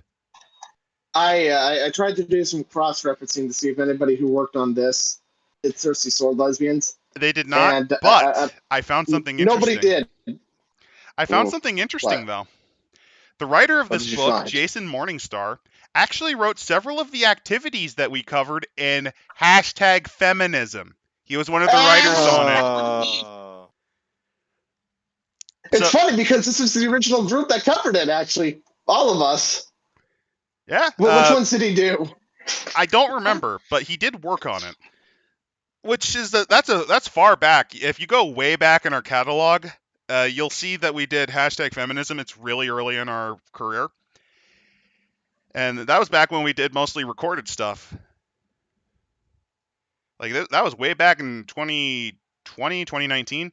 When I was recovering from getting strep and the flu.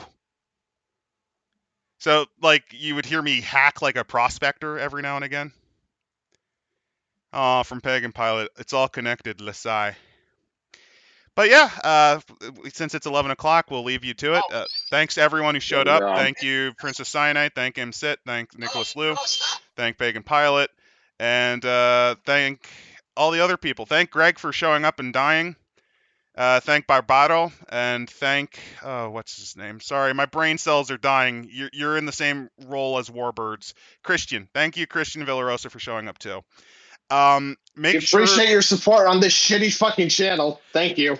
I will also make sure in the description, since I am a wet-headed idiot that lost the memory from this book, to put a Discord link in the description. It'll be active for a week to anyone who watches it, so just stick by for a couple minutes, and if you're new to everything, you can join our horrible Discord where we talk about a lot of things. Come and form parasocial relationships with us. Come, let us grieve existence together. Have a good night, everyone. Bye.